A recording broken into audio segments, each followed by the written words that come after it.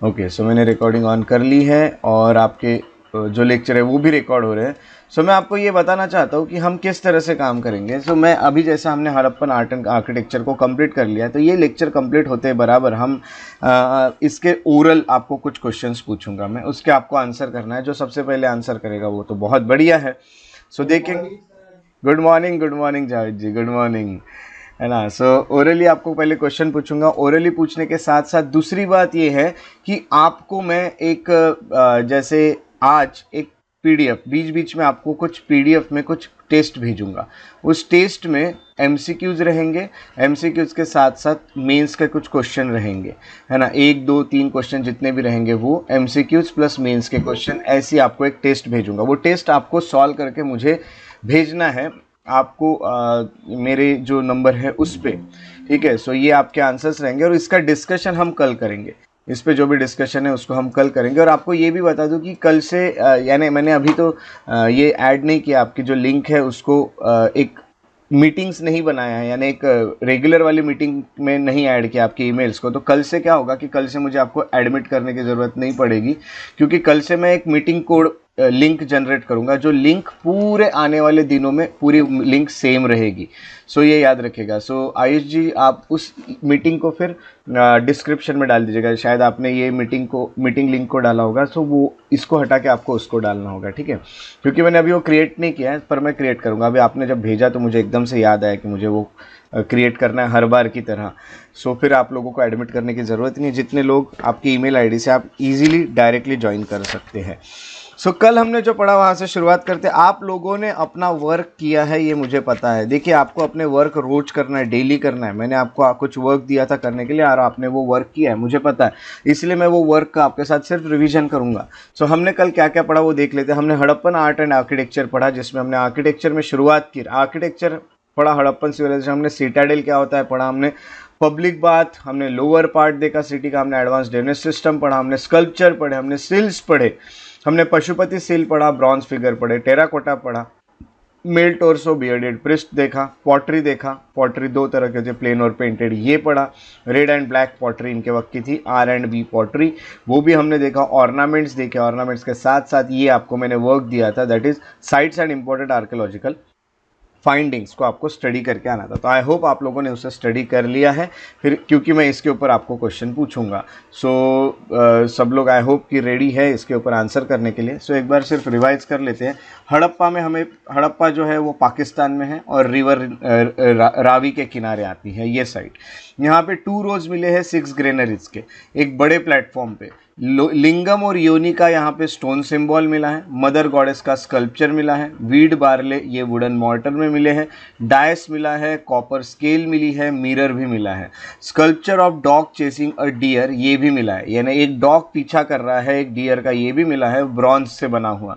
उसके अलावा red sandstone mail torso मिला है जो हमने देखा था। ये सब चीज़ें एक्सकेवेट हुई है हड़प्पा से। आप लोगों ने इसको अच्छे से स्टडी कर लिया। आपको अपने आज से आपको अपने टास्क जो मैं दूंगा, ये तो सिर्फ याद करने वाला टास्क तक, आज से आपको कुछ लिखने वाले टास्क रहेंगे।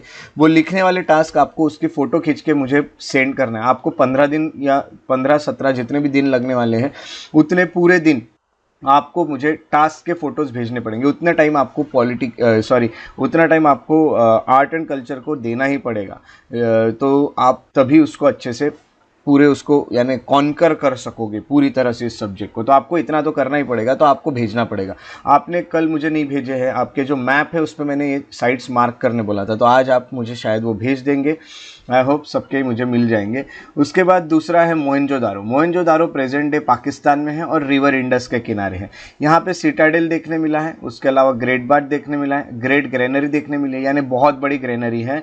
पोस्ट क्रिमेशन ब्यूरियल देखने मिले हैं, यानी यहाँ पे कुछ दफनाए गए कुछ लोगों को देखने मिला है। स्कल्पचर ऑफ बियर्डेड प्रिस्ट देखने मिला है जो हमने कल ही देखा था। उसके अलावा डांसिंग गर्ल मिला है, हमने ये भी देखा। पशुपति सील मिला है, ये भी हमने देखा। ये है मोहनजोदारो। मोहनजोदारो और हड़प्पा पाकिस्तान में है, एक रावी नदी के किनारे, एक इंडस नदी के किनारे। अगली साइट मिलती है ढोलावीरा जो कि गुजरात में है, इंडिया में। यहाँ बहुत बड़ा वाटर रिजर्वायर देखने मिला है। उसके अलावा water harnessing system, stadium, dam, embankments देखने मिले हैं। इंस्क्रिप्शन जिसमें 10 लार्ज साइज के साइंस लगे हैं, जैसे कि एडवर्टाइजमेंट बोर्ड है वो कोई। और लेटेस्ट आईवीसी साइट ये है धोलावीरा जो डिस्कवर हुई है। कभी अगर क्वेश्चन है which is the latest site to be discovered, तो याद रखिएगा धोलावीरा। धोलावीरा अभी अभी, यानी अभी अभी नहीं कहेंगे एकदम, बट बहुत लेट भी नहीं, सो लेटेस्ट ये मिली है सबसे लेट इन सब में। उसके बाद अगर हम आते हैं नेक्स्ट साइट, तो वो होती है लोथल। लोथल को Manchester of Indus valley civilisation कहा जाता है और लोथल गुजरात में है। ये नेवल ट्रेड के लिए बहुत ज़्यादा मानी जाती है। इसके यहाँ डॉकयार्ड है। लोथल जो है यहाँ से चलता है, हम कहेंगे ट्रेड, और वो भी कौन सा ट्रेड, तो वो चलता है नेवल ट्रेड। सो पानी के रास्ते ट्रेड लोथल में चलता है जो कि गुजरात में है। उसके अलावा हम देखेंगे राइस हस्क मिला है, फायर ऑल्टर्स मिले हैं, पेंटेड जार मिला है, चेस मिला है, chess board, terracotta figures of horse मिला है, शिप मिला है, इंस्ट्रूमेंट्स जो है 45, 90 और 180 डिग्री को एंगल जो मेजर करते हैं वो मिले हैं। उसके अलावा practice of burial of cremated remains ये भी मिले हैं। यानी वही है कि किसी को दफनाया गया, वो सब चीज़ें भी यहाँ पे मिली है लोथल में। लोथल ये याद रखिएगा पानी के ट्रेड के लिए बहुत ज़्यादा फेमस है, यानी ये साइट जो है ये एक हम डॉकयार्ड कहेंगे। उसके बाद हमें राखीगढ़ी देखना है। राखीगढ़ी आज हरियाणा में है। ये लार्जेस्ट साइट है इंडिया की, याद रखिएगा। Rakhigarhi in Haryana is considered to be the largest site of Indus valley civilisation in India. Granary मिला है, सिमेट्री मिला है। उसके अलावा हम कहेंगे उसके अलावा हम कहेंगे ड्रेन्स मिले अच्छे, टेराकोटा ब्रिक्स मिले। टेराकोटा यानी जो मिट्टी से बनती है, ये मैंने आपको बताया था, बेक्ड होती है। उसके अलावा इसको प्रोविंशियल कैपिटल कहा जाता था हड़प्पा सिविलाइजेशन का, राखीगढ़ी, जो कि इंडिया की लार्जेस्ट साइट है। उसके बाद रोपर मिली है जो कि रिवर सतलज के किनारे है, पंजाब में है। यहाँ पे डॉग मिला है, यानी डॉग को दफनाया गया है इंसान के साथ, ह्यूमन के साथ, ना ओवल पिट। यहाँ पे एक इंसान और उसके साथ डॉग। शायद ये लोग ऐसा मानते थे कि डॉग जो होता है वो आपकी रक्षा करेगा, जैसे वो जिंदा रहते हुए करता था वैसे मरने के बाद करेगा, इसलिए उसको भी दफनाते थे और एक कॉपर एक्स भी आपके साथ भेज देते थे ताकि आप खुद की प्रोटेक्शन कर पाओ। ऐसा इन लोगों का मानना था। रोपर जो है ये फर्स्ट हड़प्पन साइट है जो इंडिया में मिली। बाकी तो पहली जो मिली हड़प्पा वो पाकिस्तान में चली गई है, और पहली साइट है जो एक्सकेवेट की गई आफ्टर इंडिपेंडेंस रोपर। रोपर के बारे में ये चीज़ याद रखेगा। बलाथल और कालीबंगन जो है ये राजस्थान में है। यहाँ पे बंगन यानी चूड़ी, बैंगल, उसकी फैक्ट्री मिली है। टॉय कार्ट्स मिले हैं, कैमल के बोन्स मिले हैं, डेकोरेटेड ब्रिक्स मिले, सिटाडेल भी देखने मिला है, इवन लोअर टाउन देखने मिला है, फायर ऑल्टर देखने मिले। तो बलाथल और कालीबंगन ये दो साइट्स जहाँ बैंगल फैक्ट्री के लिए जो सबसे ज़्यादा फेमस मानी जाती है। उसके बाद अगली जो है वो है सुरकोतड़ा, जो फिर से गुजरात में है, जहाँ पे actual remains of horse bones मिले हैं। तो हॉर्स के जो बोन्स है वो वहाँ पे मिले ज़रूर हैं, बट फिर भी काफ़ी जो आर्कियोलॉजिस्ट है वो आज भी कन्फ्यूजन में है कि वो सच में हॉर्स के ही है या फिर हॉर्स जैसे दिखने वाले किसी जानवर, जैसे कि हम कहेंगे डोंकी के हैं, ये हम कहेंगे। उसके बाद हम कहेंगे बनावली। बनावली जो है ये एक और साइट है जो कि हरियाणा में है। ये सरस्वती रिवर के किनारे है। अब सरस्वती रिवर है कहाँ पे? सरस्वती रिवर की बात करें तो सरस्वती रिवर ड्राइड अप हो चुकी है। सरस्वती रिवर ये गायब हो चुकी है आज। सो ये सरस्वती रिवर के किनारे बनावली थी। यहाँ पे टॉय प्लो मिला है। उसके अलावा बार्ली ग्रेन्स, लैपिस लाजुली, ये बहुत ही प्रीशियस स्टोन माना जाता है, लैपिस लाजुली, ये मिला है। फायर ऑल्टर मिले हैं, ओवल शेप्ड सेटलमेंट मिले हैं, और ये एक ही सिटी है जहाँ पे रेडियल स्ट्रीट है, ओवल शेप्ड सेटलमेंट्स है। बाकी जगह आप जानते हो ऐसे थे, यहाँ पे जो स्ट्रीट्स है वो थोड़ी सी रेडियल स्ट्रीट है। ये सब यहाँ देखने मिला है। आलमगीरपुर ये मेरठ में है, उत्तर प्रदेश में है। ये यमुना नदी के किनारे है और ये ईस्टर्न मोस्ट साइट है। याद रखिएगा सबसे ज़्यादा ईस्ट में जो साइट है वो है आलमगीरपुर, जो कि मेरठ यूपी में आती है। और यहाँ पे कुछ ब्रोकन ब्लेड मिली है, कॉपर से बनी हुई सेरेमिक आइटम्स मिले हैं, इंप्रेशन ऑफ क्लॉथ ऑन ट्रो मिले हैं। तो यहाँ पे कुछ क्लॉथ भी मिले हैं और ये सब चीज़ें यहाँ हमें देखने मिली हैं। मेहरगढ़ आती है पाकिस्तान में, जिसको हम कहेंगे कि precursor of Indus valley, Indus valley के भी पहले की ऐसी साइट है ये माना जाता है, जहाँ पॉटरी, कॉपर टूल्स ये सब मिले हैं। मेहरगढ़ जो कि आज पाकिस्तान में। ईस्टर्न मोस्ट साइट आलमगीरपुर, अच्छे से याद रखेगा। उसके बाद चानूदारो, जिसको लैंकेशायर ऑफ इंडिया कहा जाता है। जैसे हमने देखा Manchester of Indus valley civilisation, वैसे Chanhudaro Lancashire of Indus valley civilisation ये प्रेजेंट डे पाकिस्तान में है और यहाँ पे सिटाडेल नहीं है। याद रखेगा चानूदारो एक ऐसी अकेली साइट है जहाँ पे सिटाडेल नहीं है, ये याद रखेगा। उसके अलावा यहाँ बीड जो गले में पहनते हैं या फिर जो भी पहनते हैं वैसी उसकी फैक्ट्री मिली है। उसके अलावा लिपस्टिक्स भी मिले हैं चानूदारो में, ये काफ़ी इंटरेस्टिंग है। कोट डीजी करके है जो कि पाकिस्तान में, यहाँ टार मिला है, statues of bull and mother goddess भी यहाँ पे मिली है। उसके बाद सुत्का गेंडोर, ये वेस्टर्न मोस्ट साइट है आईवीसी की जो आज पाकिस्तान में, यहाँ पे बैंगल्स मिली है जो कि क्ले से बनी है। उसके अलावा बालू जो हरियाणा में, यहाँ प्लांट रिमेन्स मिले हैं जो कि अर्ली एविडेंस ऑफ गार्लिक, यानी उस वक्त इंसान को गार्लिक का नॉलेज था, ये भी पता चलता है। नेक्स्ट साइट आती है दायमाबाद जो कि महाराष्ट्र में, ये सदर्न मोस्ट साइट है आईवीसी की। यहाँ पे ब्रॉन्ज स्कल्पचर मिले हैं, ब्रॉन्ज चैरियट मिला है, यानी हम कहेंगे रथ जो होता है वो भी यहाँ पे मिला है। उसके बाद केरला नो धोरो करके एक साइट है जो कि गुजरात में, जहाँ सॉल्ट प्रोडक्शन सेंटर दिखाई दिया है, यानी वहाँ पे सॉल्ट का प्रोडक्शन भी किया इंडस वैली सिविलाइजेशन ने, ये भी पता चला है। उसके बाद कोटबाला करके साइट है पाकिस्तान में जहाँ फर्नेस मिला है जिसमें शायद ये मेल्ट और ये सब करते होंगे मेटल्स को। उसके बाद हमें मांड मिला है, मांड की अगर बात करें तो जम्मू कश्मीर में है, ये नॉर्दर्न मोस्ट साइट है आईवीसी की। तो ये सब चीज़ें आपने कल पढ़ी है और इसको मैंने आपको अभी रिवाइज करा के दिया है। इसके ऊपर क्वेश्चन आंसर्स को आप सॉल्व करेंगे। सबसे पहले अगर देखेंगे तो अब आप मुझे बताएंगे, आप लोग अभी अनम्यूट करके मुझे बताएंगे, अगर मैं नॉर्दर्न मोस्ट साइट की बात करूं, सदर्न मोस्ट साइट की बात करूं, वेस्टर्न साइट की बात करूं और ईस्टर्न साइट की बात करूं, तो आप बताइए नॉर्दर्न मोस्ट साइट कौन सी है इंडस वैली सिविलाइजेशन की? My first question. Very good, Manda in Jammu and Kashmir. उसके बाद वेस्टर्न मोस्ट साइट, यस बोलिए। सुत्का गेंडोर या फिर दायमाबाद? सुत्का गेंडोर पक्का? सुत्का गेंडोर। उसके बाद southern most Daimabad, very good, Daimabad, very good. और ईस्टर्न मोस्ट आलमगीरपुर उत्तर प्रदेश, वेरी गुड। तो ये है 4, यहाँ से बनता है पूरा इंडस वैली, ये याद रखिएगा। इसके बीच में फिर बाकी साइड से। सो ये बहुत अच्छा है, आपने आंसर किया। उसके अलावा आपको कुछ क्वेश्चंस रहेंगे, जो क्वेश्चंस आपको मैं अभी भेजूंगा पीडीएफ फॉर्मेट में, जैसे मैंने आपको बताया। वो क्वेश्चन को आपको सॉल्व करके मुझे भेजना है। टाइमिंग आप डिसाइड कर लीजिए। अगर मैं 9 बजे आपको देता हूँ तो आप 9:30 तक उसके आंसर्स मुझे भेज सकते हैं, तो पॉसिबल हो तो बहुत अच्छा है। बट फिर भी हम इस पे और भी डिस्कशन करेंगे। सो कल से हम काफ़ी सारी चीज़ें जो है आज जो हमने पढ़ी, इस चैप्टर को पहले यहाँ तक की चीज़ें ख़त्म कर लेते हैं, फिर उसके बाद हम कुछ एमसीक्यूज भी सॉल्व करेंगे जो प्रीवियस ईयर आए हुए एमसीक्यू है।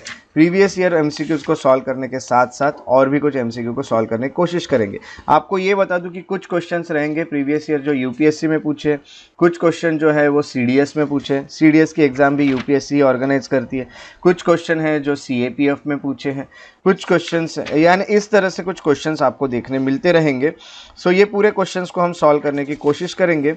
जब हमारा ये चैप्टर ख़त्म हो जाएगा तो हम पूरे क्वेश्चंस को सॉल्व करेंगे। बट कल से आपको और भी क्वेश्चन सॉल्व करना है। आज भी लेक्चर के एंड में हम और भी क्वेश्चन सॉल्व करेंगे। पहले हम आज का लेक्चर कंप्लीट कर लेते हैं, फिर हम क्वेश्चंस को सॉल्व करेंगे। सो चलिए, आप सब लोग रेडी है? एक बार मुझे बता दीजिएगा आपकी एनर्जीज और आप रेडी है ये चीज़ नए लेक्चर के लिए, नए टॉपिक के लिए, that is Mauryan art and architecture. करें शुरू? Yes yes yes, thank you, बहुत अच्छा लगा आपके यस सुन के। चलिए इसी यस के साथ आज शुरुआत करेंगे फिर से हम मौर्यन आर्ट और आर्किटेक्चर की। कल हमने हड़प्पा को पढ़ा था, आज हम मौर्य को पढ़ेंगे। मौर्य की अगर बात करें तो आप मौर्य की अगर बात आए तो वहाँ पे चाणक्य का नाम नहीं आए, ऐसा तो होगा ही नहीं। चाणक्य थे जिनके असिस्टेंट से चंद्रगुप्त मौर्य ने एक किंगडम्स जो है उसको बनाया था और उसको कहा गया मौर्य डायनेस्टी। चंद्रगुप्त मौर्य के बाद एक और ग्रेट रूलर यहाँ पे देखने मिले थे। इनके बाद तो एक और आए, बट इनके तीसरे रूलर जो थे वो थे अशोका, जो भी बहुत ग्रेट माने जाते हैं। तो चंद्रगुप्त मौर्य और अशोक जाने माने ये रूलर्स थे मौर्यन साम्राज्य के, मौर्यन एम्पायर के। So will start with another topic that is Mauryan art and architecture.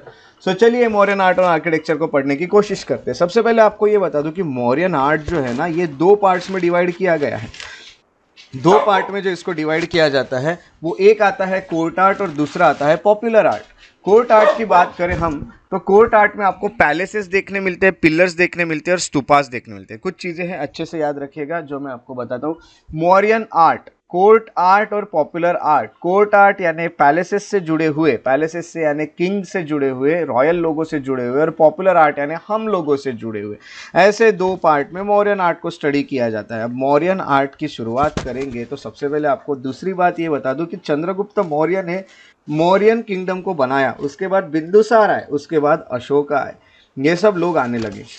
अब इन तीनों ने काफ़ी सारी चीज़ें बनाई। कोर्ट आर्ट में हमें देखना है पैलेसेस कैसे थे, पिलर्स कैसे थे और इनके स्तूप कैसे थे। वैसे ही हमें पॉपुलर आर्ट में देखना है केव्स कैसी थी, स्कल्पचर कैसे थे और पॉटरी क्या थी। तो चलिए एक एक करके शुरुआत करते हैं कोर्ट आर्ट से। कोर्ट आर्ट में अगर हम आते हैं तो हमें सबसे पहले देखने मिलते हैं पैलेसेस। पैलेसेस बट कैसा है, जैसे मैंने बताया ना, इंडस वैली सिविलाइजेशन की जो बिल्डिंग्स है वो भी आज आपको देखने नहीं मिल रही है क्योंकि बहुत पुरानी है। वैसे ही मौर्यन किंगडम भी बहुत पुराना है, ये इनके भी पैलेसेस आपको क्लियरली देखने तो मिलेंगे नहीं।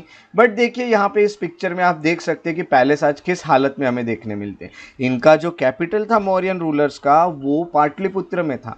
पाटलिपुत्र यानी पटना, बिहार, ये वाला पोर्शन आ जाता है।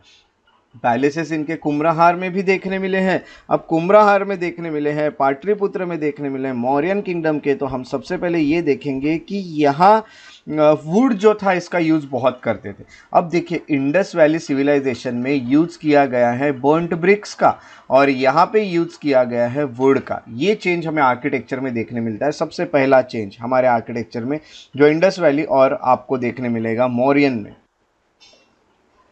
सेकंड आपको ये चीज़ पता चलती है मौर्यन में कि हाई सेंट्रल पिलर देखने मिलते हैं, यानी यहाँ पे पिलर्स के सेंटर के पिलर पे पूरा स्ट्रक्चर खड़ा है, वैसा हमें यहाँ पे बिल्डिंग्स देखने मिलती है। और इनके जो भी पैलेसेस है वो 3 स्टोरीड है।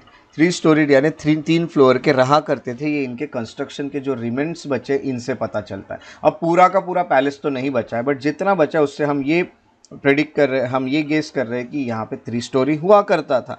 और आपको ये भी बता दूं कि यहाँ पे कार्विंग्स भी थी और स्कल्पचर्स भी थे। कार्विंग्स बहुत सारी वो लोग यानी काफ़ी अच्छी कार्विंग्स करते थे और मूर्तियाँ स्कल्पचर्स लगा के उसको डेकोरेट करते थे। सो इस तरह के पैलेस रहते थे जो मौर्य लोग थे इनके।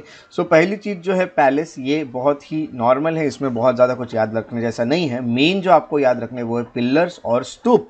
तो चलिए पिलर को याद रखते हैं किस तरह से, और पिलर का स्ट्रक्चर आपको बनाते आना चाहिए। कल जाके कोई भी क्वेश्चन आया मेंस में कि पिलर का ये बना के दिखाओ पिलर के ऊपर, तो आपको साइड में छोटा सा स्ट्रक्चर बनाना है। बहुत ज़्यादा ये नहीं, बट आप नॉर्मल सा इस तरह से बना सकते हैं। ऐसा आपने बना लिया, उसके अलावा आपने एक ये बना के यहाँ पे ये ऐसा कुछ दिखा दिया और कहा ये कोई जानवर है। आप कैसा भी स्ट्रक्चर बना सकते हो ना एग्जैक्ट, सिर्फ आपको क्या करना है, लेबलिंग अच्छे से करना है। सो चलिए देखते हैं पिलर कैसे होते हैं। पिलर की अगर बात करें तो एक चीज़ याद रखना, पिलर सबसे ज़्यादा अशोक ने बनाए। जब भी आप कहीं जाके जीत जाते थे तो वहां पे वो पिलर खड़ा कर देते थे। फॉर एग्जाम्पल ए नाम की जगह, इसको मैंने कॉन्कर कर लिया तो यहाँ पे एक पिलर अब खड़ा कर दूंगा टू कॉमेमोरेट द विक्ट्री, कि मैं जीत गया हूँ, या फिर ये मेरी जगह है, that is symbol of state. इसके लिए पिलर्स बनाया करते थे।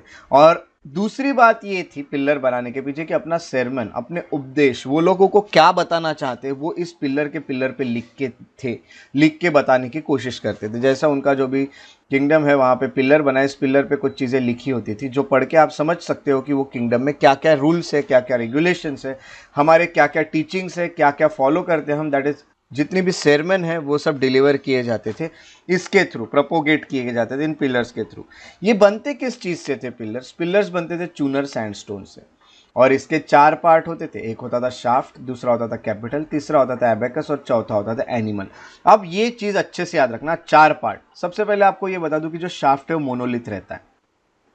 मोनोलिथ यानी एक ही स्टोन रहता है जिससे बनता है। ऐसा मत समझिएगा कि एक अलग अलग स्टोन लाके इनको जोड़ दिया है, एक स्टोन रखा है और उस पर खड़ा कर दिया है। अब शाफ्ट जो है ये रहेगा और ये सिंगल पीस ऑफ स्टोन से बनता है। सिंगल यानी मोनो और लिथ यानी स्टोन।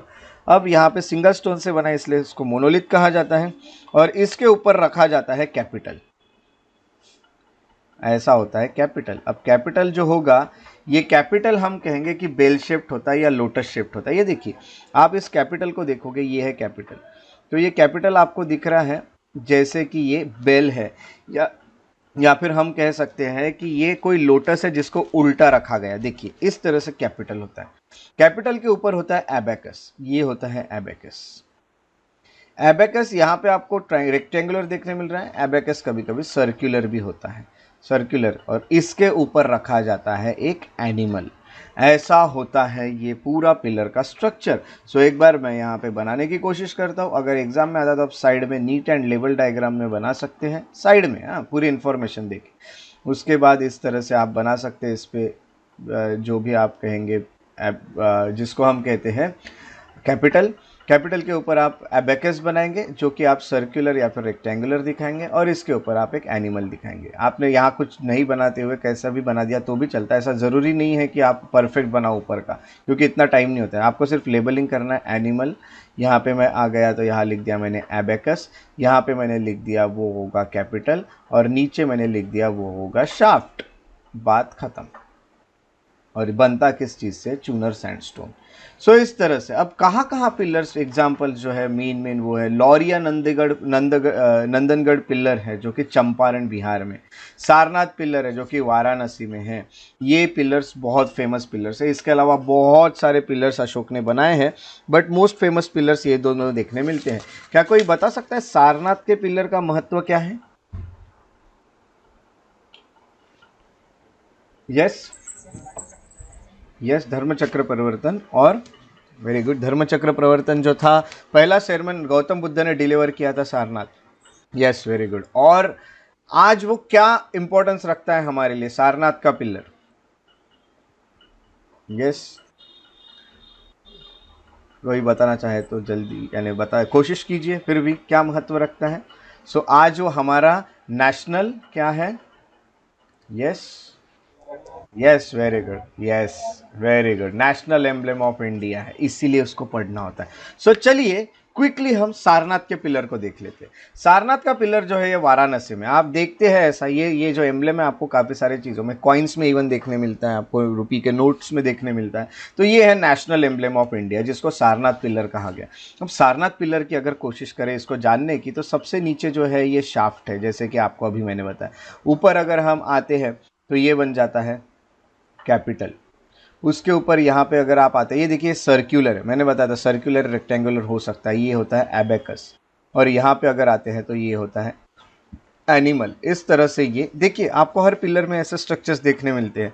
अब अगर देखा गया सो आपको ये बता दूं कि चार एनिमल्स इसके जो हम कहेंगे कि एबेकस में आपको चार एनिमल देखने मिलते हैं। चार एनिमल जो है वो चार डायरेक्शन में होते हैं। एक होता है हॉर्स जो कि वेस्ट में है, एक होगा हॉर्स जो कि वेस्ट में रहेगा, एक होगा एलिफेंट जो कि ईस्ट में रहेगा, एक होगा बुल जो कि साउथ में रहेगा, और एक होगा लायन जो कि नॉर्थ में रहेगा। ऐसे चार एनिमल से घुरा हुआ ये एबेकस है। अब ये सब अगर बात करें तो यहाँ ये बनाया क्यों गया था अशोक के द्वारा इतना अच्छे से?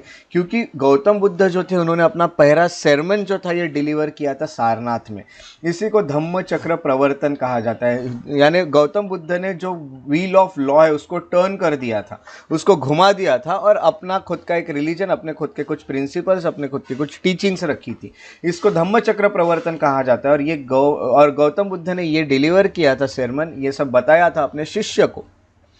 अब शिष्य को बताया गया था। अब मैं आपको ये भी बता दूं कि एलिफेंट का क्या महत्व है। तो ऐसा कहा जाता है जो गौतम बुद्ध की मदर थी जिनका नाम था क्वीन माया, उनके सपने में एक एलिफेंट आया था, और एलिफेंट ही उनके अंदर चले जाता है और जिससे गौतम बुद्ध का जन्म होता है।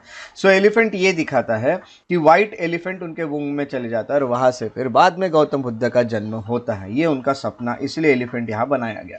दूसरा है बुल। अगर हम गौतम बुद्ध के मंथ की बात करें, उनके जन्म के, उनका जो भी जन्म है वो टॉरस आता है। उसके अकॉर्डिंग उनकी जोडिएक साइन जो है, राशि, वो आती है टॉरस, और टॉरस का जो सिंबल है वो है बुल, इसीलिए बुल को बनाया गया है। अगला है हॉर्स, क्योंकि गौतम बुद्ध के लाइफ में हॉर्स का बहुत महत्व था और हॉर्स का नाम कंठक था उनके। तो ये कंठक हॉर्स जो था इसके साथ ही वो बाहर भी निकले थे, तो ये इसीलिए वहाँ पे एक हॉर्स भी बनाया गया है। और बाद में लॉयन क्यों बनाया गया होगा? तो गौतम बुद्ध है ना, आप लॉयन से कंपेयर कर सकते हैं। सो इस तरह से ये चार चीज़ें यहाँ पे बनाई जाती है। तो लायन ये बताता है कि अटेनमेंट ऑफ एनलाइटनमेंट, यहाँ पे मैं लिख देता हूँ लायन कि एनलाइटन हो चुके हैं आप। मैं आपको पता है कि जो गौतम बुद्ध थे उनको हासिल हो चुका था निर्वाणा, तो निर्वाणा हासिल होने के बाद उनको लायन का सिंबल दिया जाता है, इसलिए लायन वहाँ पे बनाया गया। ये 4 चीज़ें यहाँ पे बनाई जाती हैं। अब ये बनाए जाने के बाद आपको ये बता दूँ कि इसके बारे में और भी कुछ फैक्ट है जो हमें जानना बहुत ज़्यादा ज़रूरी है। आपने नाम सुना होगा सत्यमेव जयते। सत्यमेव जयते का मीनिंग कोई बता सकता है? यस, सत्यमेव जयते। हाँ हाँ, ट्रुथ, यस, है ना, यानी ट्रुथ अलोन प्रिवेल्स, यानी सच्चाई का ही सिर्फ, मेव एक मेव, ट्रुथ सत्य, सत्यमेव जयते, हमेशा जीत सत्य की ही होगी, सिर्फ सत्य की जीत होगी, ये भी इस पे लिखा है। सो ये मोर फैक्ट्स अगर हमको देखना है तो नेशनल एम्ब्लेम ऑफ इंडिया पे कुछ वर्ड्स लिखे हैं जैसे कि सत्यमेव जयते। सत्यमेव जयते ये कहाँ से लिया है? तो मुंडक उपनिषद से लिया है। उपनिषद जो है उसमें ये लिखा हुआ है सत्यमेव जयते, यानी ट्रुथ, सत्यमेव यानी अलोन, और ट्रायम्फ यानी जीतेगा, यानी जयते। सो सत्यमेव जयते का ये मीनिंग है। तो ट्रुथ अलोन ट्रायम्फ्स, तो ये भी हमें कुछ चीज़ें यहाँ पे देखने मिलती है, इसलिए हम सत्यमेव जयते कहते हैं। उसके साथ साथ एबेकस जो है वहाँ पे देवनागरी स्क्रिप्ट में लिखी हुई है ये चीज़ें, सत्यमेव जयते। देवनागरी स्क्रिप्ट आप जानते हैं कैसे होती है, इस तरह से होती है ना, सत्यमेव, ये है Devanagari script, Jayate, this like this. और जो कैपिटल है it is crown by wheel of law, that is Dhamma chakra. यहाँ पे देखेंगे ऊपर आपको धम्म, ये कैपिटल है, कैपिटल के ऊपर यहाँ पे रखा गया है धम्म चक्र, धर्म के चक्र, तो इसको अशोक चक्र भी कहा जाता है। और 4 लायन है, 4 लायन, ये दिखा रहे हैं कि गौतम बुद्ध अपने धम्म को हर डायरेक्शन में स्प्रेड कर रहे हैं, चारों दिशाओं में गौतम बुद्ध का ही शर्मन धम्म चलेगा, चारों दिशाओं में गौतम बुद्ध का ही बुद्धिज्म रहेगा। ये चीज़ें यहाँ पे बताई जाती हैं सारनाथ पिलर के द्वारा। तो आई होप आपको सारनाथ पिलर के बारे में पूरी इन्फॉर्मेशन अभी मिल चुकी है और आप इसे अच्छे से याद रखेंगे। सो ये है पिलर्स के बारे में इन्फॉर्मेशन, और मुझे ऐसा पता है कि आप अभी पिलर को ईजिली ड्रॉ कर सकते हैं। आज ही आपको ड्रॉ करके देखना है, ठीक है, आपको ईजिली इसको ड्रॉ कर सकते हैं जैसे कि मैंने आपको बताया अभी, और आपको ये ड्रॉ करके भी देखना है। ये होंगे अशोक के पिलर्स। पिलर्स के बाद अगले जब हम आएंगे स्तूप। अब आपको स्तूप को ड्रॉ करना सीखना है। स्तूप जो बनाए जाते हैं, आपने सबने स्तूप देखे ही होंगे। सो स्तूप किस तरह से होते हैं क्या नहीं, ये चीज़ें आपको सीखना है। स्तूप इस तरह से आपको देखने जो मिलते हैं ना, ये। सो ये स्तूप आप, जैसे मैं यहाँ पे ड्रॉ करने की कोशिश कर रहा हूँ, ठीक है, मैं पेन और पेज पे ड्रॉ नहीं कर रहा हूँ, इसलिए बहुत अच्छे से ड्रॉ नहीं कर पा रहा हूँ, बट फिर भी आप इसे अच्छे से ड्रॉ कर पाएंगे इसे समझने के बाद। तो चलिए स्तूप को समझने की कोशिश करते हैं। स्तूप जो है उसको समझने के पहले हम कुछ डिफरेंस देख लेते हैं अशोक पिलर में और एक्मेनियन पिलर में। अब आप सोच रहे होंगे कि एक्मेनियन पिलर क्या है। सो सबसे पहले आपको ये बता दूं कि एक्मेनियन पिलर जो होते हैं वो ईरान में बनाए हुए ज़्यादातर पिलर्स थे। अब ऐसा कहा जाता है कि अशोक के जो पिलर थे वो ईरान के कुछ पिलर से मिलते जुलते लगते हैं विथ सम डिफरेंस। तो अशोक के पिलर और एक्मेनियन यानी ईरान में जो पिलर्स पाए गए उसमें डिफरेंस क्या है देख लेते हैं। तो अशोक का जो अशोक ने जो पिलर बनाया उस पर शाफ्ट मोनोलिथिक रहता था। मोनोलिथिक यानी पूरा शाफ्ट एक सिंगल स्टोन से बनाया जाता है, जबकि ईरान में जो पिलर पाए गए जिनको एक्मेनियन पिलर कहा जाता है उसमें वेरियस पीसेस को जोड़ जोड़ के बनाया है, और हम कहेंगे वो सैंडस्टोन से बने हैं, है ना, यहाँ पे, और यहाँ पे भी सैंडस्टोन से ही बने, यहाँ पे चूनर सैंडस्टोन से बने। उसके अलावा दूसरा लोकेशन की बात करें तो अशोक अपने पिलर कहीं पे भी इरेक्ट करते थे। ऐसा नहीं है कि पैलेस के सामने या स्टेट बिल्डिंग्स के सामने ही करते थे, बट एक्मेनियन पिलर जो है वो स्टेट बिल्डिंग्स के सामने, फॉर एग्जांपल ये कोई पैलेस होगा इसके सामने पिलर्स लगाएंगे, फॉर एग्जांपल यहाँ पे कुछ ऑफिस होगा इसके सामने पिलर लगाएंगे। अशोक का ऐसा नहीं था, अशोक कहीं भी उसे इरेक्ट करते थे, इंडिपेंडेंटली इरेक्टेड पिलर्स अशोक के देखने मिले। So this is the basic difference between Ashoka pillar and Achaemenian pillar, जो कि ईरान के आपको देखने मिलते हैं। सो ये बेसिक डिफरेंस के साथ हम आगे बढ़ेंगे, दैट इज स्तूप। अगर मैं स्तूप की बात करूँ तो इस तरह का स्तूप होता है जो आप सबने देखा होगा। अब स्तूप में किया क्या जाता है सबसे पहले आपको ये बता देता हूँ। स्तूप जो होते, पिलर तो मैंने आपको बताया विक्ट्री हुई है ये दिखाने के लिए या फिर कुछ सेरमन डिलीवर करने के लिए पिलर्स बनाए जाते थे, वैसे ही जो स्तूप होते हैं वो बनाए जाते थे ताकि जो रेलिक्स होते हैं या फिर हम कहेंगे एशेस होते हैं, एशेस किसके, सो डेड, जिनकी डेथ हो चुकी है उन लोगों के एशेस रखे जाते हैं और उसके ऊपर फिर बनाया जाता है स्तूप। जैसे अगर आप इस्लाम में भी देखोगे, सो जितने भी से ये रहे हैं, जैसे हम कहेंगे कि जो भी ये पीर या फिर जो भी लोग रहे हैं उन सब के भी इसके ऊपर इस तरह से ही बनाया जाता है, उनके ये रख के, उनके ब्यूरियल्स या फिर उनके रेलिक्स रख के, जो अवशेष है जो हम कहेंगे वो रख के उनको दफना के उसके ऊपर ये बनाया जाता है। तो वैसा ही शेप स्तूप में भी आपको देखने मिलता है। अब सबसे पहले मैं अगर स्तूप की बात करूं तो स्तूप किस तरह से, तो आपको ये पता चल गया कि कुछ डेड जो लोग हैं उनके एशेस, जब उनको जला दिया गया तो उनके एशेस रख दिए और उसके ऊपर स्तूप बना देते हैं। या फिर हम कहेंगे किसी को दफनाया गया तो उसके रेलिक्स लाते हैं, या फिर जलाया गया तो उनकी अस्थियां लाते हैं और उसको लगा के उसके ऊपर स्तूप बनाते हैं। तो स्तूप इस चीज़ के लिए बनता है, ये याद रखेगा। ऐसे बहुत सारे स्तूप्स इंडिया में देखने मिलते हैं। जो लोग मध्य प्रदेश में रहते होंगे उन्होंने बहुत अच्छे से स्तूप देखा होगा, ये वाला जिसको कहा जाता है सांची का स्तूप। ये है सांची का स्तूप। अब सांची का स्तूप देखना है तो स्तूप्स वेयर ब्यूरियल माउंट्स, ये आपको बताया मैंने, जो इंडिया में है वैदिक पीरियड से चले आ रहे हैं। स्तूप में रेलिक्स रखे जाते हैं और एशेस रखे जाते हैं डेड के। अब डेड यानी कौन, किसके, तो जो लोग हम कहेंगे मॉन्क होते हैं उनके, या जो भी गुरु लोग हैं उनके, बुद्धिज्म के, तो मॉन्क लोगों के रखे जाएंगे। उसी तरह से गौतम बुद्ध के भी रखे हुए थे। तो मोस्ट फेमस स्तूप जो है वो सांची स्तूप है जो एमपी में है, और सबसे ओल्डेस्ट स्तूप जो है वो पिपरवा है जो यूपी में। ये दो स्तूप के नाम अच्छे से याद रखना। अब मैं एक एक चीज़ करके आपको बता देता हूँ। अशोक के वक्त आप जानते हैं कितने, आप जानते नहीं होंगे शायद कितने स्तूप बनाए गए, बट यू कांट इमेजिन कि अशोक ने 84,000 स्तूप्स खड़े किए थे पूरे इंडिया में। इतने सारे स्तूप बनाए गए, छोटे मोटे करके टोटल 84,000 स्तूप बनाए गए थे अशोक के वक्त। अब ये बनाए गए, उसके अलावा वैदिक ट्रेडिशन में भी स्तूप आपको देखने मिलते हैं। सो गौतम बुद्ध की जो डेथ हो गई तो डेथ के बाद स्तूप और बनाए गए। अगर मैं गौतम बुद्ध के डेथ के बाद बताऊँ तो गौतम बुद्ध के डेथ के बाद 9 स्तूप बनाए गए आफ्टर डेथ ऑफ बुद्ध। उसमें से 9 स्तूप में गौतम बुद्ध के कुछ यानी छोटे थोड़े रेलिक्स निकाल के, थोड़े उनके अवशेष निकाल के, उनके डेड बॉडी के वो एक एक स्तूप में रखे गए। जैसे राजगृह में रखे गए, वैशाली में रखे गए, कपिल वस्तु में रखे गए, अल्लकप्पा में रखे गए, रामग्राम में रखे गए, वेठपीड़ा में रखे गए, पावा, कुशीनगर और पीपलीवन, इतने जगह पे रखे गए हैं गौतम बुद्ध के स्तूप। बट आपको ये भी बता दूं कि ये जो पहले 8 आपने देखे, वहाँ पे गौतम बुद्ध के जो स्तूप थे उनके रेलिक्स रखे गए हैं। और अगर 9th वाला जो आप देख रहे हैं यहाँ पे 9th, यहाँ पे गौतम बुद्ध के जिसमें जो पॉट रहता है ना, जिसमें अस्थियाँ रखते हैं आप, वो पॉट रख के उसके ऊपर स्तूप बनाया है। सो इस तरह से चीज़ें यहाँ पे हमें देखने मिलती है। अब आपने ये देखा कि 8 में गौतम बुद्ध के रेलिक्स रखे गए और 9th में उनके पॉट रखे जाता है जिसमें वो अस्थियाँ थी। तो ये 9 जगह है जहाँ पे आपको ये देखने मिलेगा। आपको आज का टास्क, आप टास्क लिखने के लिए अपने साथ बुक्स कैरी करते रहिए, है ना। अभी भी आपको टास्क लिखना है। टास्क ये है कि ये जो 9 जगह है, ये 9 जगह को आपको लोकेट करना है। आपको लोकेट करना है, यानी इनकी आज के प्रेजेंट डे लोकेशन लिखना है। प्रेजेंट डे लोकेशन अपने नोट्स में लिखना है। This is the first task for you. ऐसे आपके टास्क और आगे आने वाले हैं। तो ये पहला टास्क मैंने आपको बताया। अब फिर से पीछे आते हैं, पहले स्तूप है होता कैसे, ये उसका स्ट्रक्चर देख लेते हैं, फिर हम आगे बढ़ेंगे। पर आपको एक गारंटी देता हूँ कि अभी ये चीज़ पढ़ने के बाद आप ये जो स्तूप है इसको आप लेबलिंग कर पाओगे। तो चलिए लेबलिंग करने की, यस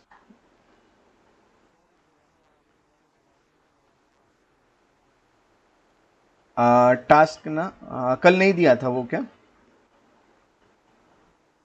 हाँ हाँ हाँ हाँ हाँ हाँ हाँ हाँ।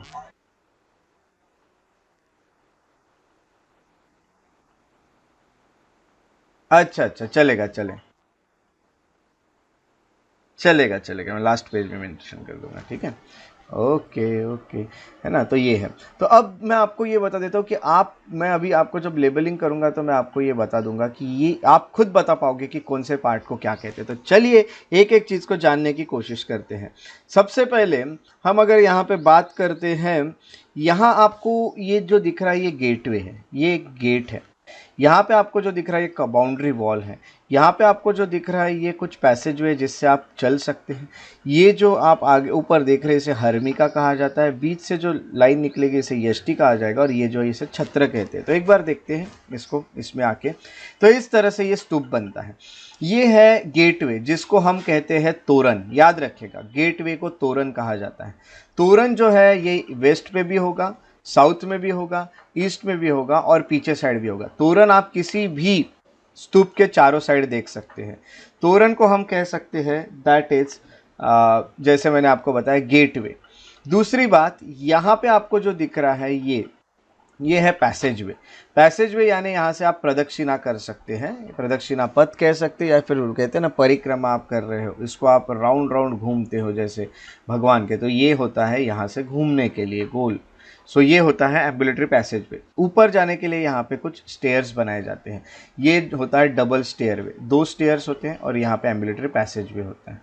ये जितना आपको दिख रहा है ये स्तूप का डोम है। डोम के साथ ये ऊपर का जो पोर्शन स्तूप में देखने मिलता है इसे हर्मिका कहा जाता है। उसके बाद ये बीच की जो लाइन है इसे यष्टि कहा जाता है, और ऊपर जो 1 2 3 बने दिख रहे इसे छत्र कहा जाता है। इस तरह से बनता है। और ये जो फेंस होती है, ये जो बाउंड्री होती है, ये स्टोन की होती है, इसे स्टोन का फेंस कहा जाएगा। अब ये होता है, हम कहेंगे एक तरह से स्तूप। अब देख लीजिए अच्छे से, हाँ फिर से मैं एक बार बता देता हूँ। और ये जो बना ये पिलर है, किसी किसी स्तूप के सामने पिलर भी बनाए जाते हैं, हर स्तूप के सामने नहीं। अब ये जो है गेटवे, इसे तोरण कहा जाएगा। उसके अलावा ये जो है इसे एम्बुलेटरी पैसेज वे कहा जाएगा। वॉकवे होता है, यहाँ से आप चल सकते हैं। उसके अलावा ये जो गेटवे तोरण है ये चारों साइड देखने मिलते हैं। ये जो बीच का पार्ट है इसे डोम कहा जाता है। ये जो पार्ट है ऊपर, उसके डोम के ऊपर, इसे हर्मिका कहा जाता है। हर्मिका के बीच में यहाँ जो आपको देखने मिलता है इसे यष्टि कहते हैं। उसके ऊपर जो आपको 3 देखने मिलते हैं इसे छत्र कहते हैं। अब देखिए, अब इस वाले स्तूप में आके आप इसे आराम से लेबलिंग कर सकते हैं। सो यहाँ पे अब आप लोग बोलेंगे, ठीक है, आपको बोलना है, आप बोलेंगे तो आपको याद होगा, है ना। मैं ही बोलूँगा तो मुझे ही याद रहेगा, आपको भी बोलना है। तो ये अब मैं एक एक चीज़ बोलता हूँ। ये जो फर्स्ट है इसको हम क्या कहते हैं, बोलेंगे तोरण, वेरी गुड। उसके बाद सभी को बोलना है, जो जो जिसको जिसको बोलना पॉसिबल है। ये जो आपको दिख रहा है इसे क्या कहेंगे, यस, या फिर प्रदक्षिणा पथ, या फिर हम इसे पैसेज वे कहेंगे, एम्बुलेटरी पैसेज वे, वेरी गुड। ये जो बीच में है बहुत बड़ा, ये डोम, वेरी गुड। डोम के ऊपर यहाँ हर्मिका, हर्मिका के बाद यहाँ बीच का जो ये पार्ट है ये यष्टि, वेरी गुड। यष्टि के बाद 1 2 3 जो बने हैं ये छत्र, वेरी गुड। तो आप इसे इजीली अभी बना सकते हो। और ये तोरण जो है ये चारों साइड होगा, ये भी आपको पता है। उसके अलावा यहाँ स्टेयरवे भी देखने मिलते हैं। अब इस फिगर में आपको क्लियरली नहीं दिख रहे, सांची के स्तूप में उतना नहीं रहेगा, बट आपको काफ़ी सारे स्तूप में स्टेयरवेज भी देखने मिलते हैं। तो इस तरह से आपको लेबलिंग करना है। कल जाके अगर आपको आया क्वेश्चन तो डायरेक्ट स्तूप बना लिया, ऊपर आपने यहाँ पे लिख दिया, इसको हर्मिका लिख दिया, बीच में एक यष्टि निकाल लिया, 1 2 3 बना लिए, इस तरह से आपने, है ना। उसके अलावा आपने यहाँ पे एक पैसेज वे बना लिया, एम्बुलेटरी पैसेज वे, ठीक है। आप इजीली उसको बना सकते हैं जैसे भी है। उसको बहुत अच्छे से नहीं बनाया तो भी चलता है, रफ इसमें बनाना है। उसके अलावा आपने यहाँ पे एक ऐसा तोरण टाइप का खड़ा कर दिया। तोरण खड़ा करने के बाद आपने यहाँ पे इस तरह से, यहाँ पे आपने बाद में फेंस दिखा दी, जो भी जैसे भी आप बनाना चाहो, बस आपकी लेबलिंग ठीक से होनी चाहिए। लेबलिंग अच्छी है, बस कोई प्रॉब्लम नहीं जाएगा। तो ऐसा आप स्तूप का स्ट्रक्चर जानते हो, स्तूप क्यों बनाए जाते हैं ये भी आपको पता चल जाता है। इस तरह से हमारे 3 चीज़ें, पैलेस हमने देखे, पिलर्स हमने देखे, स्तूप हमने देखे। स्तूप के अलावा एक और इन्फॉर्मेशन आपको स्तूप के बारे में फैक्ट बता देता हूँ, दैट इज़ अयाक पिलर। अयाक पिलर जो है वो 1 ऑफ द 5 पिलर्स जो है वो बुद्धिस्ट स्तूप के आजू बाजू बनाए जाते हैं, वो होते हैं। अब मैंने यहाँ पे बनाया, कभी कभी पिलर्स बनाए जाते हैं, तो ये जो पिलर होंगे इन्हें अयाक पिलर कहा जाता है, ये याद रखिएगा, बस इतना ही। अयाक पिलर यानी वो जो पिलर्स बनाए जाते हैं कहाँ पे, स्तूप के सराउंडिंग में, उसको बनाया जाता है। अब स्तूप के अराउंड जो पिलर्स बनाएंगे उसको अयाक पिलर कहेंगे। और ये सबसे ज़्यादा आपको देखने मिलेगा जो अमरावती, आंध्र प्रदेश अमरावती में जो बुद्धिस्ट स्तूप है वहाँ पे आपको ये पिलर्स देखने मिलते हैं। तो 5 पिलर्स होते हैं, उसमें से ये अयाक पिलर होते हैं। तो आपको ये चीज़ें पता चल गई है अब तक की स्तूप के बारे में और पिलर्स के बारे में। तो कोर्ट आर्ट हमने पढ़ा जिसमें हमने पैलेसेस देखे, पिलर देखे, वाराणसी का पिलर के बारे में इंफॉर्मेशन ली, सारनाथ के, अशोक पिलर और अकेमेनियन पिलर में के डिफरेंस देखे, उसके बाद हमने स्तूप देखे। अब हमको आगे आना है, वो रहेगा पॉपुलर आर्ट। पॉपुलर आर्ट में सबसे पहले अगर हम आएंगे तो वो होंगी केव्स। तो पहले आपको पता है स्टोन एज के टाइम पे इंसान केव्स में रहता था। स्टोन एज के बाद फिर हमने यहाँ पे घर बनाना शुरू किया। आपने जैसे कि आप देख रहे हैं कि हड़प्पा और ये सब जगह पे आपको बर्न ब्रिक का यूज़ करके घर बनाने देखने मिले। बाद में अगर यहाँ देखा गया तो मौर्यन पीरियड में भी कुछ केव्स देखने मिली। तो केव्स अगर बात करें तो ये रॉक कट केव्स है। रॉक कट केव्स कैसी होती है? फॉर एग्जांपल ये बहुत बड़ा रॉक है पहाड़ के किनारे, इसको ही कट करके केव बनाई जाती है अंदर, इसको कहा जाता है रॉक कट केव। ये मीनिंग याद रखना है। उसके अलावा इसको यूज्ड एज विहार। अब विहार दो चीज़ें बता देता हूँ। एक होते हैं विहार, दूसरे हम कहेंगे, देखिए अब इसमें भी कुछ चीज़ें जैसे स्तूप, ये क्यों बनाए जाते हैं, हम कहेंगे विहार क्यों बनाए जाते हैं, और हम कहेंगे चैत्य क्यों बनाए जाते हैं। अब जैसे स्तूप थे आपके, वो जो लोग हैं उनके रेलिक्स रखे जा रहे हैं, वैसे चैत्य और विहार है। चैत्य में प्रेयर्स की जाती थी, प्रेयर हॉल थे इनके चैत्य, और विहार यानी जहाँ ये लोग रहते थे, जिसको कहेंगे हम ड्वेलिंग प्लेस थी इनकी। तो जो मॉन्क थे उनको रहने के लिए विहार बनाए जाते थे, और वो केव्स में थे। केव्स को जो है उसको रॉक कट करके उनकी केव्स बनाई जाती थी, और उस केव्स में जाके मॉन्क रहते थे। इनकी अगर केव्स की बात करें तो इनके केव्स में हाईली पॉलिश्ड फिनिश देखने मिलती है। आपको केव्स आगे और बहुत सारी पढ़ना है, जिसमें आप अजंता केव्स, एलोरा केव्स, इनको भी पढ़ने वाले। इनके जो गेटवेज है वो डेकोरेटेड है, देखिए कितना डेकोरेशन किया हुआ है, नॉर्मल केव नहीं लग रही है, बहुत अच्छे से डेकोरेटेड केव है। और एग्जाम्पल इसका है, मेन एग्जाम्पल वो है बराबर केव्स और नागार्जुनी केव्स, जो कि बिहार में आपको देखने मिलती है। अब ये बनाई गई थी किसके वक्त? तो अशोक, मौर्यन टाइम था। अशोक और उनका ग्रैंडसन जो था, जिनका नाम था दशरथ, अशोक और उनके ग्रैंडसन दशरथ के वक्त बनाई गई थी ये केव, जिसको कहा जाता है बराबर और नागार्जुनी केव्स, बिहार की। तो ये कुछ इन्फॉर्मेशन हमें यहाँ पे पता चलती है केव्स के बारे में। अब केव्स बनाने की शुरुआत हो चुकी थी, तो केव्स बनाई जा रही थी। अब केव्स जो है वो बुद्धिस्ट केव्स बनाएंगे यहाँ पे मौर्यंस के वक्त, या फिर अशोक बुद्धिस्ट केव बनाएंगे, क्योंकि अशोक जो थे वो बुद्धिज्म को फॉलो करते थे। ऐसे ही कुछ केव्स में कुछ क्वेश्चंस पूछे गए हैं यूपीएससी में या बाकी एग्जाम्स में, वो है नासिक केव्स में। नासिक करके जगह है जो कि महाराष्ट्र में है। महाराष्ट्र में जो नासिक करके जो जगह है, वहाँ पे ग्रुप ऑफ 24 बुद्धिस्ट केव्स आपको देखने मिलती है, जिसको पांडव लेनी कहा जाता है। लेनी मीन्स केव्स, और यहाँ पे अगर देखेंगे तो ये होती है पांडव लेनी। मराठी में केव्स को लेनी कहते हैं, इसीलिए इसको पांडव लेनी कहा गया। उनको कब बनाया गया था? तो उनको 1st सेंचुरी से 3rd सेंचुरी एडी के बीच में बनाया गया था नासिक लेनी को। यहाँ पे थोड़ा फैक्ट है ये, जैसे अभी हमने कुछ कंसेप्ट्स देख के आए वो अभी, बट ये अभी फैक्ट है, और ये हिनायन पीरियड का है। बुद्धिज़्म में 2 तरह के हम कहेंगे सेक्ट होते हैं। जिन लोगों ने बुद्धिज़्म पढ़ा है उनको पता है। तो बुद्धिज़्म के लेक्चर्स मैंने वैसे अपलोड कर दिए हैं आपके जो एंशियंट, हाँ यस, महायाना और हिनायाना। सो ये 2 यान हैं। तो मैंने आपके पूरे लेक्चर्स अटेंड कर क्या कहते हैं अपलोड कर दिए हैं एंशियंट के। तो महायाना और हिनायाना जो है, ये महायाना जो है और हिनायाना जो है, एक होता है लेसर व्हीकल और एक होता है हम कहेंगे बड़ा व्हीकल। तो एक बड़ा व्हीकल है, एक छोटा व्हीकल है, ऐसे 2 व्हीकल है, बट ये 2 सेक्ट है बुद्धिज़्म के। अब ये 2 सेक्ट में आप जानते हैं कि जो महायान बुद्धिज़्म है, ये गौतम बुद्ध को भगवान कहते हैं, और हिनायन वाले जो है ये उनके टीचिंग्स को मानते हैं। तो हिनायन पहला वाला है। तो हिनायन पीरियड जो है ये हम कहेंगे इनके वक्त बनाए गए थे, जो बहुत पहले। बाद में धीरे धीरे महायान सेक्ट आने लगा, तो बाद में महायान सेक्ट के भी यहाँ चीज़ें देखने मिली। तो गौतम बुद्ध को बाद में हम कहेंगे कि गौतम बुद्ध का प्रेजेंस देखने मिला, क्योंकि महायान जो थे इन्होंने गौतम बुद्ध को हम कहेंगे भगवान माना था। तो ये आइडल्स बनाएंगे और उसकी पूजा भी करेंगे महायान वाले। हिनायन जो है वो ज़्यादातर टीचिंग्स बताने की कोशिश करेंगे केव्स में। गौतम बुद्ध के स्कल्पचर बनाए भी तो उसके अकॉर्डिंग टीचिंग्स बताएंगे। तो ये 2 चीज़ें यहाँ पे चल रही थी।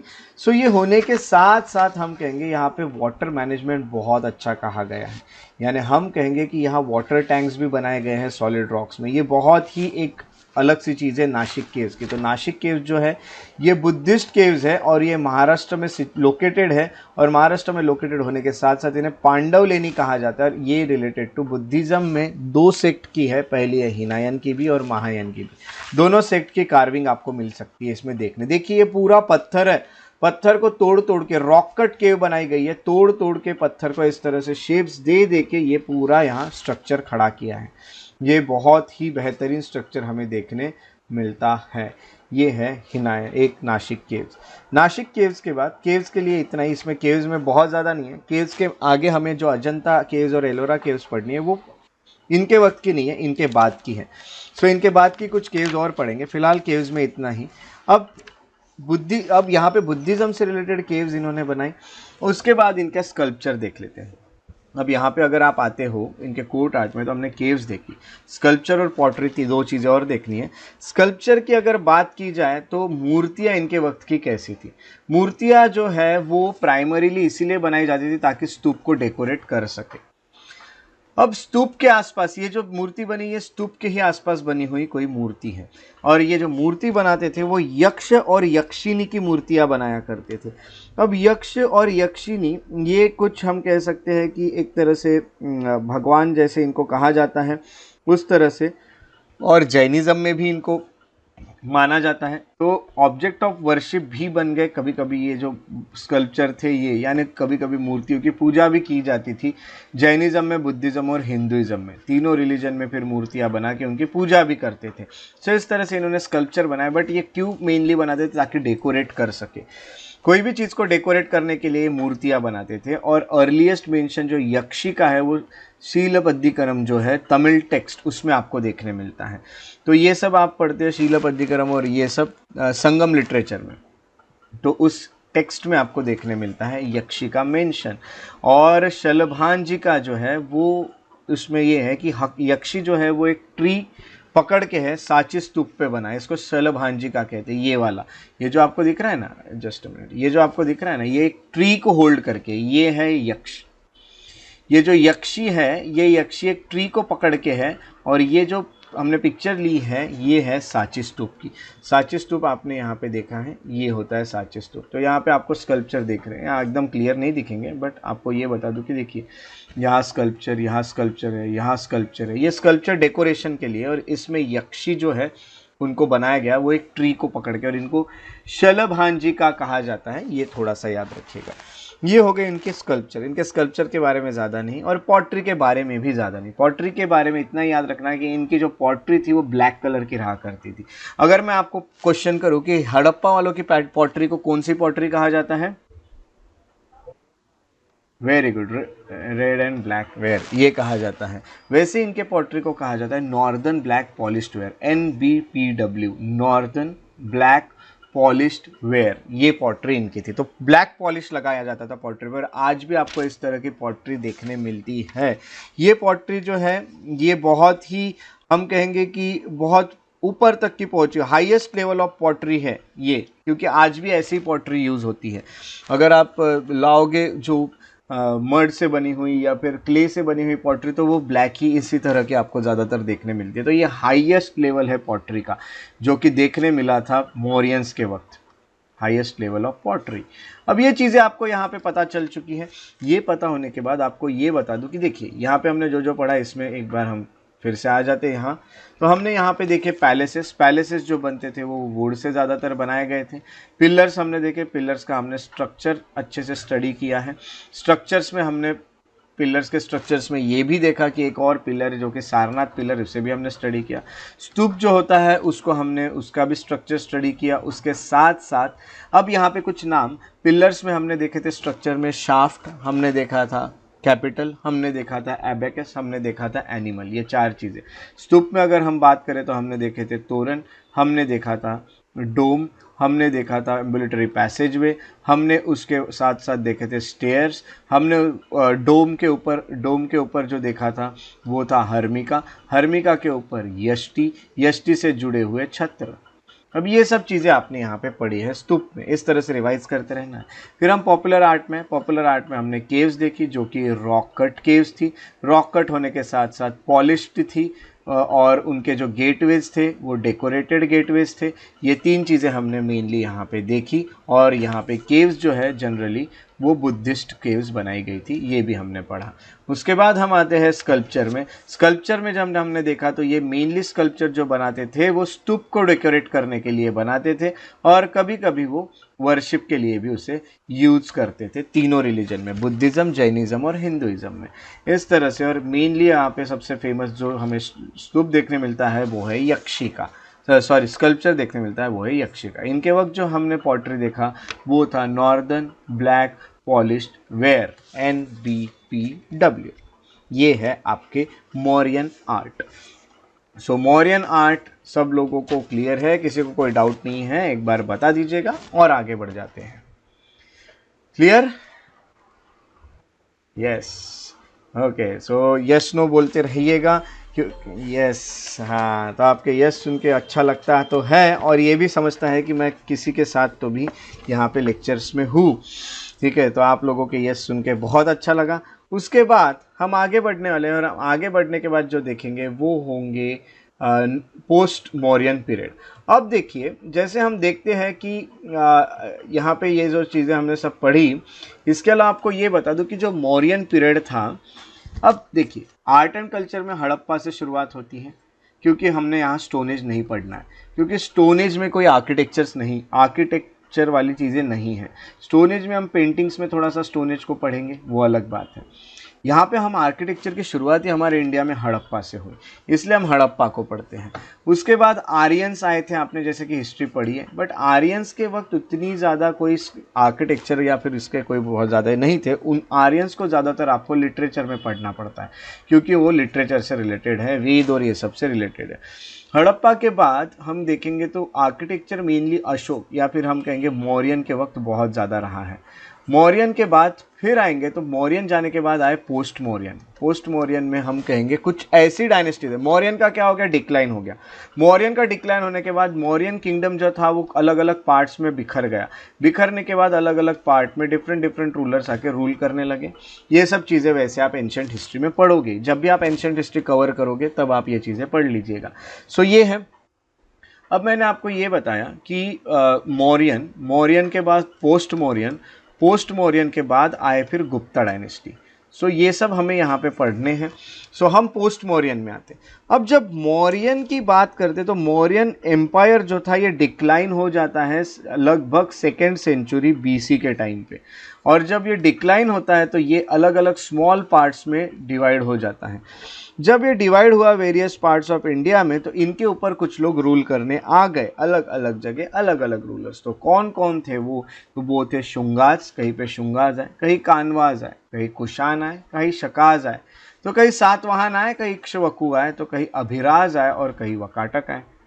इस तरह से इतने सारे लोगों ने मौर्यन एम्पायर को अलग अलग टाइम पे या एक टाइम पे कुछ लोगों ने भी रूल किया। अब रूल करने के बाद अब रिलीजियस जो सीन था वो थोड़ा चेंज हो गया।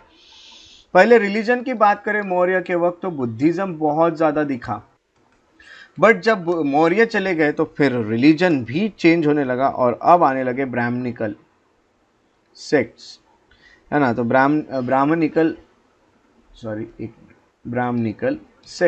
ब्राह्मणिकल सेक्ट्स जो थे, इसमें मेनली तीन तरह के और देखने मिले हमें। एक आते हैं शैवाइट्स, दूसरे आते हैं वैष्णवाइट्स, और तीसरे आते हैं शक्ताइट्स। अब सबसे पहले शैवाइट्स उनको कहा जाता है जो शिव जी की पूजा करते हैं। वैष्णवाइट्स उन्हें कहा जाता है जो विष्णु की पूजा करते हैं, और विष्णु के कोई भी अवतार, जैसे राम की पूजा कर रहे, विष्णु की पूजा कर रहे, तो वैष्णवाइट्स। तीसरे आते हैं शक्ताइट्स। शक्ताइट्स उन्हें कहा जाता है जो गॉडेस की पूजा करते हैं, है ना। आप गॉडेस की पूजा करते हैं यानी देवियों की पूजा करते हैं, उन्हें शक्ति, इसलिए शक्ताइट्स कहा जाता है। अब ये जब चेंज होने लगे रिलीजन, तो फिर आर्किटेक्चर, आर्ट एंड कल्चर भी चेंज होगा। इसीलिए पोस्ट मौर्यन में हमें कल्चर ये बदलते हुए दिखा। सो इसमें बदलाव क्या है ये सबसे पहले देखने की कोशिश करते हैं। बट इसका मतलब ये नहीं कि बुद्धिज़्म खत्म हो गया था, बुद्धिज़्म भी यहाँ पे था, बुद्धिज़्म के साथ हिंदुइज़्म भी था, और हिंदुइज़्म के साथ साथ जैनिज़्म और ये सब भी हमें देखने मिले। सो बुद्धिज़्म तो था ही, इसीलिए आपको बुद्धिज़्म से रिलेटेड भी चीज़ें देखने मिलेगी। तो सबसे पहले इनके आर्किटेक्चर देखने की शुरुआत करते हैं। आर्किटेक्चर में अगर हम आते हैं तो हमें रॉक कट केव्स यहाँ पे ज़्यादा बढ़ती हुई दिखी। रॉक कट केव्स में इन्होंने दो तरह की केव्स बनाई। जैसे हमने देखा कि जो मौर्यंस थे उन्होंने सिर्फ विहार बनाए थे, जिसको रेसिडेंशियल हॉल कहते हैं, है ना। तो रेसिडेंशियल हॉल कहते हैं, वैसे ही इन लोगों ने चैत्य भी बनाए जिसको प्रेयर हॉल कहते हैं। प्रेयर हॉल इस तरह से दिखते थे, मॉन्क्स आके यहाँ पे प्रेयर्स करते थे, तो इसको प्रेयर हॉल कहा गया। और ये देखिए हॉस्टल की तरह दिख रहा है, इसको कहा जाता है रेसिडेंशियल हॉल। तो प्रेयर हॉल, रेसिडेंशियल हॉल, ऐसे दो तरह के इन्होंने चीज़ें यहाँ पे, दो तरह के इन्होंने स्ट्रक्चर्स बनाए। उसके अलावा आपको ये भी बता दूं कि इसका बेस्ट एग्जाम्पल है कार्ले चैत्य हॉल, जो कि अजंता केव में है। ये आपको कार्ले चैत्य हॉल देखने मिल रहा है। अब अजंता केव्स इनके वक्त अब बनने लगी। अजंता केव्स क्या थी, इसमें आपको एक चीज़ मैं ये बता देता हूँ, Ajanta caves related to Buddhism है, प्योरली रिलेटेड टू बुद्धिज़्म है पूरी अजंता केव। जबकि एलोरा केव्स की अगर मैं बात करूँ तो उसमें तीनों रिलीजन देखने मिलता है, बुद्धिज़्म, हिंदुइज़्म एंड जैनिज़्म। तो ये कुछ डिफरेंस है, बट हम बात कर रहे हैं अजंता केव्स की। अजंता केव्स में टोटल 25 विहार और 4 चैत्य हैं, यानी रहने के लिए टोटल 25 विहार बनाए गए हैं एंड 4 चैत्यज आर देयर, जिसको हम कह सकते हैं प्रेयर हॉल्स। तो 29 केव्स, 25 विहार एंड 4 चैत्यस है ना, तो टोटल 29 में से 25 और 4 ऐसे ये बटे हुए हैं। सो ये एक रॉक कट केव्स इनके वक्त देखने मिली। अब ये अजंता केव्स इनके वक्त बनाई गई, जिसमें हम देख सकते हैं कि चैत्य हॉल इस पे बहुत फोकस्ड रहे हैं। अब दूसरी बात हम ये कहेंगे कि ये इसको डेकोरेट करने के लिए ह्यूमन और एनिमल फिगर्स को भी यूज़ करते थे, है ना, अंदर डेकोरेशन के लिए। यहाँ आप देख सकेंगे एनिमल्स के कुछ यहाँ पे हैं, कुछ यहाँ पे आपको ह्यूमन के दिखेंगे। उसके अलावा पेंटिंग्स भी की गई। पेंटिंग्स को हम आगे पढ़ेंगे, अभी फिलहाल नहीं, पेंटिंग्स को अलग टॉपिक है हमारा। उसके बाद नेक्स्ट आते हैं उदयगिरी और खंडगिरी केव्स उड़ीसा में। उड़ीसा में और भी कुछ केव पाई गई पोस्ट मौर्यन के वक्त, वो थी उदयगिरी और खंडगिरी केव्स। उदयगिरी और खंडगिरी केव्स जो थी ये कलिंगा किंग खारवेला के वक्त बनाई गई थी। कलिंगा के ऊपर अटैक किया था अशोक ने, और उसके बाद अशोक ने धम्म जो है उसे अपनाया था, अशोक धम्म। उसके बाद अशोक ने जो पीसफुल पॉलिसीज थी उसके अकॉर्डिंग ही अपना, उससे उसी के बेसिस पे अपना किंगडम चलाया था। अब कलिंगा किंग खारवेला जो है वो 1st और 2nd सेंचुरी BC में थे भुवनेश्वर के पास। भुवनेश्वर जो है ये ओडिशा का कैपिटल होता है। अगर केव की बात करें तो कुछ केव्स आर्टिफिशियल हैं और कुछ नेचुरल हैं, यानी समझ जाइए कि नेचुरली यहाँ पे कोई रॉक में ये बनी हुई केव है अपने आप, या फिर कुछ कुछ केव्स को यहाँ पे बनाया गया है इन्होंने। इस तरह से केव्स हैं। अब यहाँ ऐसा कहा जाता है कि जैसे अजंता केव्स जो थी वो बुद्धिस्ट लोगों के लिए थी, ये रेसिडेंशियल हॉल और ये सब बुद्धिस्ट मॉन्क्स के लिए थी, वैसे ही उदयगिरी और खंडगिरी केव्स की बात करें तो वो रेसिडेंस ऑफ जैन मॉन्क्स होगा। क्योंकि देखा ऐसा गया है, कैसा वो तो मैं आपको बता दूं, बट याद रखेगा 18 केव्स है टोटल। 18 caves are there in Udayagiri and 15 caves are there in Khandagiri near Bhubaneswar, आपको देखने मिलेगा। उदयगिरी और खंडगिरी और अजंता केव जो है वो महाराष्ट्र में है, ये याद रखिएगा, महाराष्ट्र में नियर औरंगाबाद ये है। अब उदयगिरी और खंडगिरी केव जो है, उदयगिरी केव्स में हाथी गुफा है। जैसे लेनी कहा गया ना नासिक में, लेनी, लेनी मीन्स केव्स मराठी में, वैसे ही गुफा मीन्स केव्स इन हिंदी। हिंदी में केव्स को गुफा कहते हैं, और ओडिशा में है इसीलिए उसको हिंदी में गुफा ये वर्ड यूज किया गया है, इसलिए इसको कहेंगे हाथी गुफा इंस्क्रिप्शन। अब हाथी गुफा इंस्क्रिप्शन जो है, इसमें आपको सबसे पहले ये बता दूं कि हम ये कह सकते हैं कि वहाँ पे हमें कुछ कार्विंग्स देखने मिली है। और जानते हैं कार्विंग्स किस चीज़ की है, तो ब्राह्मी स्क्रिप्ट में कार्विंग्स है। ये एक स्क्रिप्ट है जिसको ब्राह्मी स्क्रिप्ट कहा जाएगा। आगे आपको स्क्रिप्ट भी पढ़ना है आर्ट एंड कल्चर में, तो अभी फिलहाल टेंशन नहीं लेना, आगे हम पढ़ेंगे। सो इंस्क्रिप्शन कहाँ से शुरू होता है पता है? जैन नमोकार मंत्र से। तो जैन नमोकार मंत्र है, यानी अंदर अगर जैनिज्म से रिलेटेड कोई मंत्र लिखे हैं, इसका मतलब ये केस जैनिज्म से रिलेटेड है, ऐसे हमारे आर्कियोलॉजी वालों ने यहाँ पे देखा है। और ये किसने बनाया है? तो ये किंग खारवेला के वक्त बनाया गया है। खारवेला जो है ये हम कहेंगे कलिंगा के किंग थे, और कलिंगा ये रीजन आपको पता है उड़ीसा के पास। उसके अलावा एक रानी गुफा है, ये उदयगिरी में, जैसे मैंने आपको यहाँ पे बताया उदयगिरी में एक हाथी गुफा, वैसे ही उदयगिरी में एक रानी गुफा भी है जो डबल स्टोरीड है और ब्यूटीफुल स्कल्पचर्स उसमें देखने मिलते हैं। तो ये एक ऐसी केव है जिसमें 2 फ्लोर आपको देखने मिलते हैं। ये इस तरह से देखिए, 1 और 2, ये है एक रानी गुफा जो उदयगिरी में देखने मिलती है। सो उदयगिरी और खंडगिरी ये ओडिशा की केव्स है, ये आपको याद रखते हुए चलना है, जो कि कलिंगा किंग खारवेला के वक्त बनाई गई थी। ये सब पोस्ट मौर्यन के वाले हम लोग कहेंगे। पोस्ट मौर्यंस के बाद उसी में अगर इनकी केव्स हमने देखी, तो केव्स के साथ साथ हमें अब देखना है वो है इनके आगे के स्तूप। स्तूप में क्या हुआ? स्तूप इनके थोड़े से ज़्यादा बड़े दिखने लगे। अब यहाँ पे आप ये स्तूप में इजीली बोल सकते हैं तोरण, स्टेयरवे, एम्बुलेटरी पैसेजवे, डोम, हर्मिका, उसके अलावा यष्टि, छत्र, ये सब हमें देखने मिलते हैं। स्टोन का यूज ज्यादा करने लगे। जो मौर्यंस थे वो ज्यादातर यूज करते थे वुड का, कोई भी चीज़ बनाने के लिए। और जो ये थे पोस्ट मॉडर्न, वो यूज़ करते थे वुड और ब्रिक के जगह स्टोन का। और इनका जो अप्रोच था वो हेलेनिस्टिक अप्रोच था। अब आप सोच रहे हेलेनिस्टिक यानी क्या?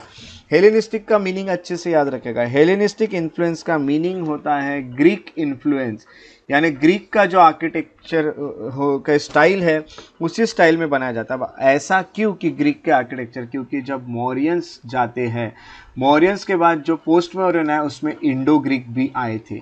इंडो ग्रीक आने के कारण वो रूलर्स थे, इंडो ग्रीक रूलर जिन्होंने इंडिया पे रूल किया था। आप एंशिएंट इंडिया में ये सब पढ़ोगे ही, और आपको एंशिएंट इंडिया के लिए डरने की ज़रूरत नहीं है। मैंने पूरे के पूरे उसके लेक्चर्स यूट्यूब पे अपलोड कर दिए, इवन मिडिवल के भी कर दिए और मॉडर्न के भी कर दिए। तो यहाँ पे आपको ये सब तो देखने मिलेगा। तो ग्रीक लोगों ने इंडिया पे उस टाइम पे रूल किया था, इसीलिए हम ये कह सकते हैं कि ग्रीक रूलर्स के इन्फ्लुएंस के कारण वो अपने तरह की स्टाइल्स भी लेके आए थे। इसीलिए यहाँ पे स्तूप जो थे इसमें थोड़ा सा हेलेनिस्टिक इन्फ्लुएंस यानी ग्रीक इन्फ्लुएंस देखने मिलता है कंस्ट्रक्शन में। इसका बेस्ट एग्जाम्पल देख रहे हैं इनके स्तूप का, तो वो है भारूच स्तूप, जो कि मध्य प्रदेश में एक हमने सांची स्तूप देखा था, वैसे एक भारूच स्तूप है मध्य प्रदेश में। और तोरण जो है सांची स्तूप का मध्य प्रदेश का, वो भी इनके वक्त बनाया गया था। अब तोरण आप सोच रहे हो, सांची स्तूप के पास लेके आता हूँ फिर से।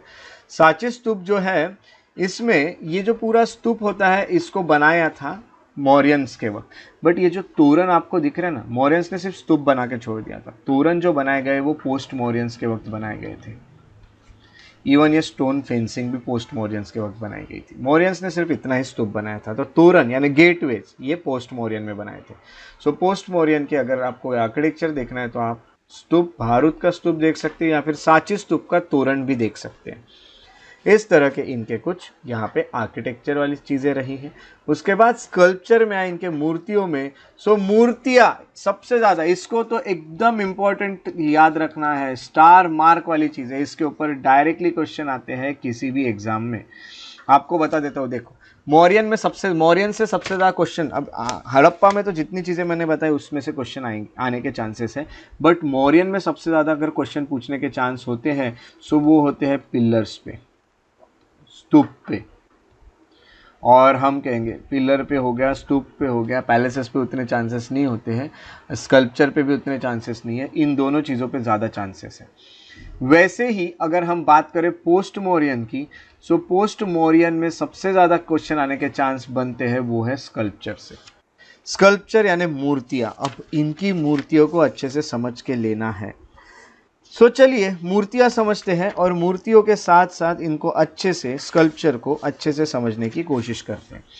सबसे पहले अगर हम स्कल्पचर में आते हैं तो हमें देखने मिलता है कि 3 तरह की स्कूल होती है। एक होती है गांधार स्कूल, एक होती है मथुरा स्कूल और एक होती है अमरावती स्कूल। अब इनकी अगर लोकेशन देखें, सो गांधार स्कूल की अगर हम बात करते हैं, सो आज जो गांधार है वो इंडिया में तो देखने नहीं मिलेगा। नॉर्थ वेस्ट फ्रंटियर में आया करता था Gandhara region, north west frontier. और अगर देखा गया तो ये कांदाहार का रीजन है। कांदाहार कहाँ पे आता है, कोई बताएगा? Very good. सो गांधार जो है आज अफगानिस्तान में है। सो तब इंडिया का ही हिस्सा था कांदाहार, तो ये हमें देखने मिलता है। उसके बाद मथुरा। मथुरा कहाँ आएगा? यस, कौन से स्टेट में? उत्तर प्रदेश, उत्तर प्रदेश। Very good. उसके बाद अमरावती, अमरावती आंध्र प्रदेश। Very good. क्योंकि महाराष्ट्र में भी एक अमरावती है, बट ये वो अमरावती नहीं, ये आंध्र प्रदेश वाला अमरावती है। 3 जगह पे स्कल्पचर डेवलप हुआ। अब यहाँ पे स्कूल लिखा है, तो क्या ये स्कूल का मीनिंग ये है यहाँ लोग पढ़ने जाते थे इसलिए इसको स्कूल कहा गया है? बिल्कुल नहीं। स्कूल यानी हम कह सकते हैं ग्रुप ऑफ आर्टिस्ट जो एक तरह की चीज़ें बनाते हैं, वो ग्रुप मिलके उनको कहा जाता है स्कूल।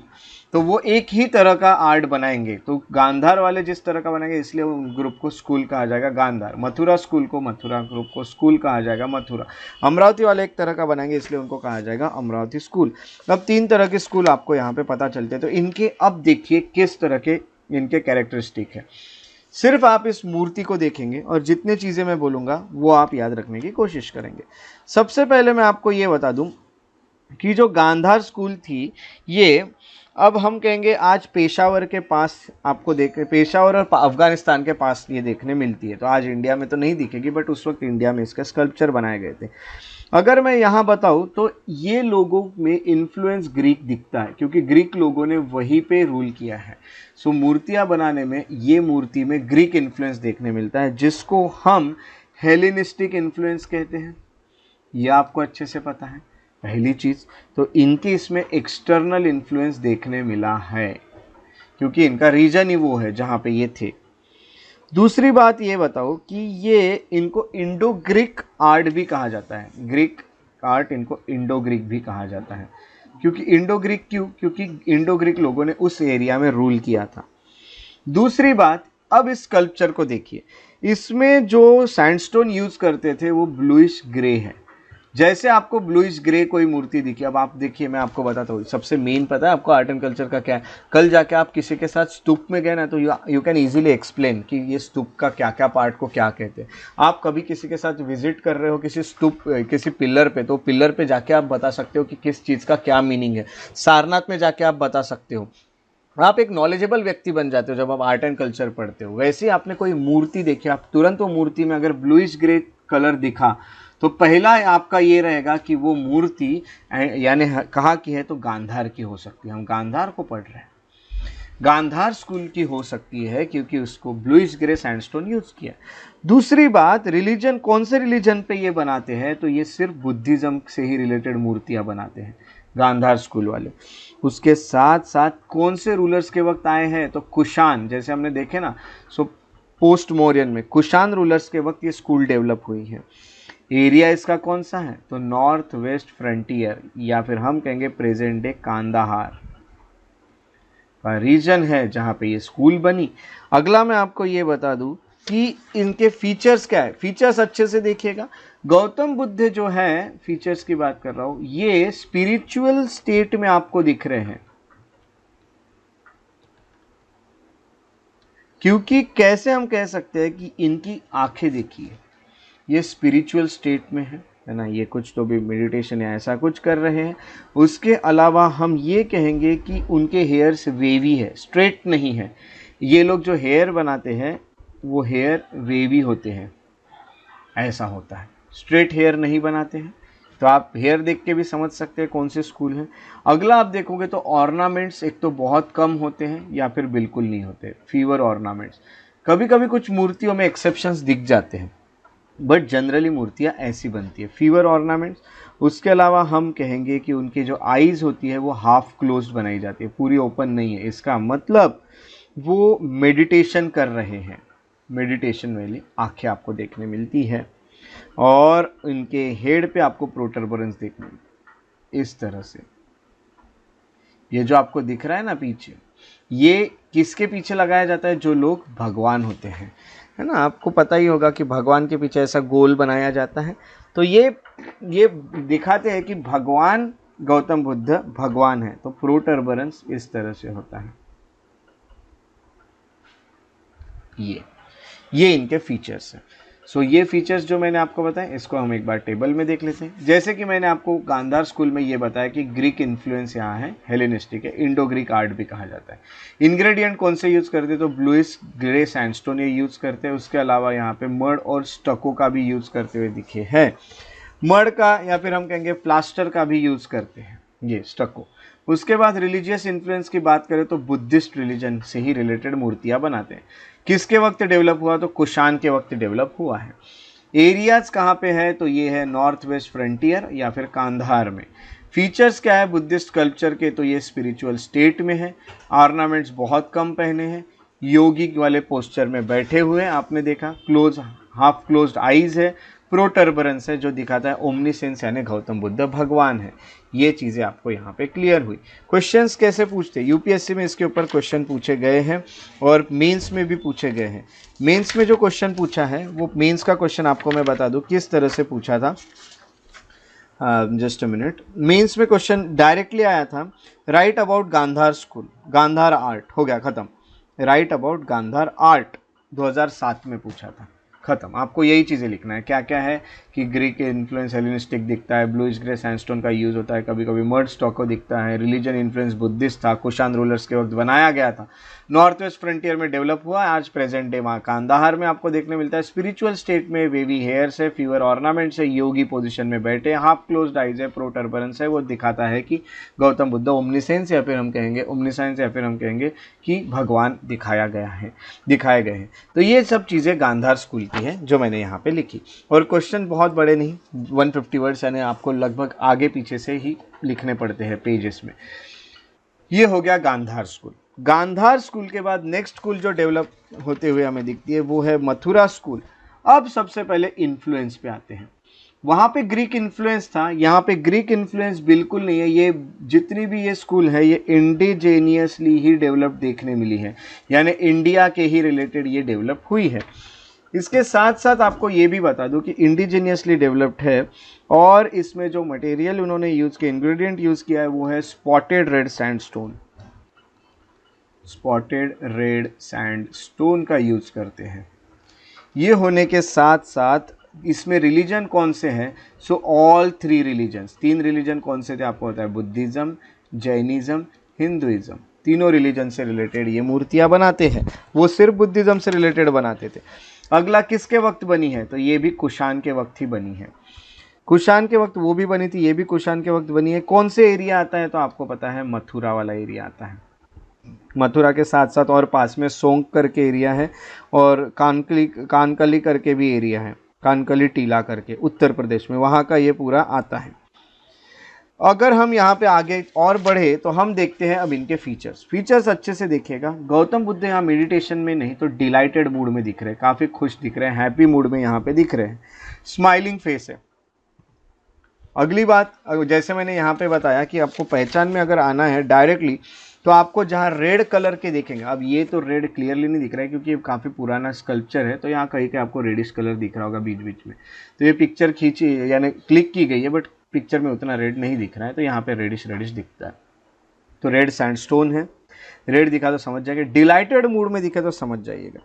इनकी बॉडी जो होती है ये थोड़ी मस्क्यूलर दिखती है इसमें, और वो थोड़े टाइट ड्रेस पहनते हैं। यहाँ पे देखिए बॉडी के थोड़ा टाइट लग रहा है ड्रेस, तो यहाँ टाइट ड्रेस वो ज़्यादातर इनको पहनाए जाते हैं। इनका जो फेस और हेड होता है ये पूरी तरह से शेवन होता है, बट कभी कभी एक्सेप्शन में कभी बाल दिखाए जा सकते हैं, या फिर ज़्यादातर जो होते हैं हेड शेवन दिखाए जा सकते हैं इसमें। वो होने के साथ ये पद्मासन में बैठे हुए आपको दिख रहे हैं। पद्मासन में बैठने के साथ अलग अलग मुद्राएं करते हैं। आज का आपका एक वर्क ये भी रहना है कि आपको मुद्राएं वाला जो मैंने वीडियो डाला है उससे आज आपको देख के कंप्लीट करना है गौतम बुद्ध की अलग अलग मुद्राएं, क्योंकि मुद्राएं जो है इसके ऊपर कभी कभी क्वेश्चन देखे गए हैं।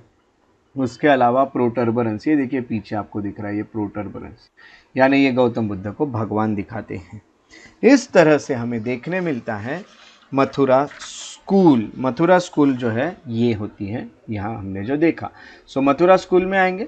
मथुरा अब यहाँ पे सबसे पहले आएंगे तो indigenously not influenced by external culture, red sandstone का यूज़ किया है। तीनों रिलीजन देखने मिलते हैं, Hinduism, Jainism, Buddhism. Kushan rulers के वक्त ये डेवलप हुई है। उसके अलावा मथुरा, सोंग और कानका टीला, ये कानकाली टीला ये एक आपको देखने मिलता है। उसके अलावा हम कहेंगे कि डिलाइटेड मूड में, स्माइलिंग फेस है, बॉडी में मस्कुलरिटी है, वेयरिंग टाइट ड्रेस है, फेस और हेड ज़्यादातर शेवन देखने मिलते हैं, बट कभी कभी बाल भी देखने आपको मिल सकते हैं उनके हेड पे। बुद्धा इज सीटेड इन पद्मासन, ये देखने मिलते हैं, और अलग अलग मुद्राएं कर रहे हैं।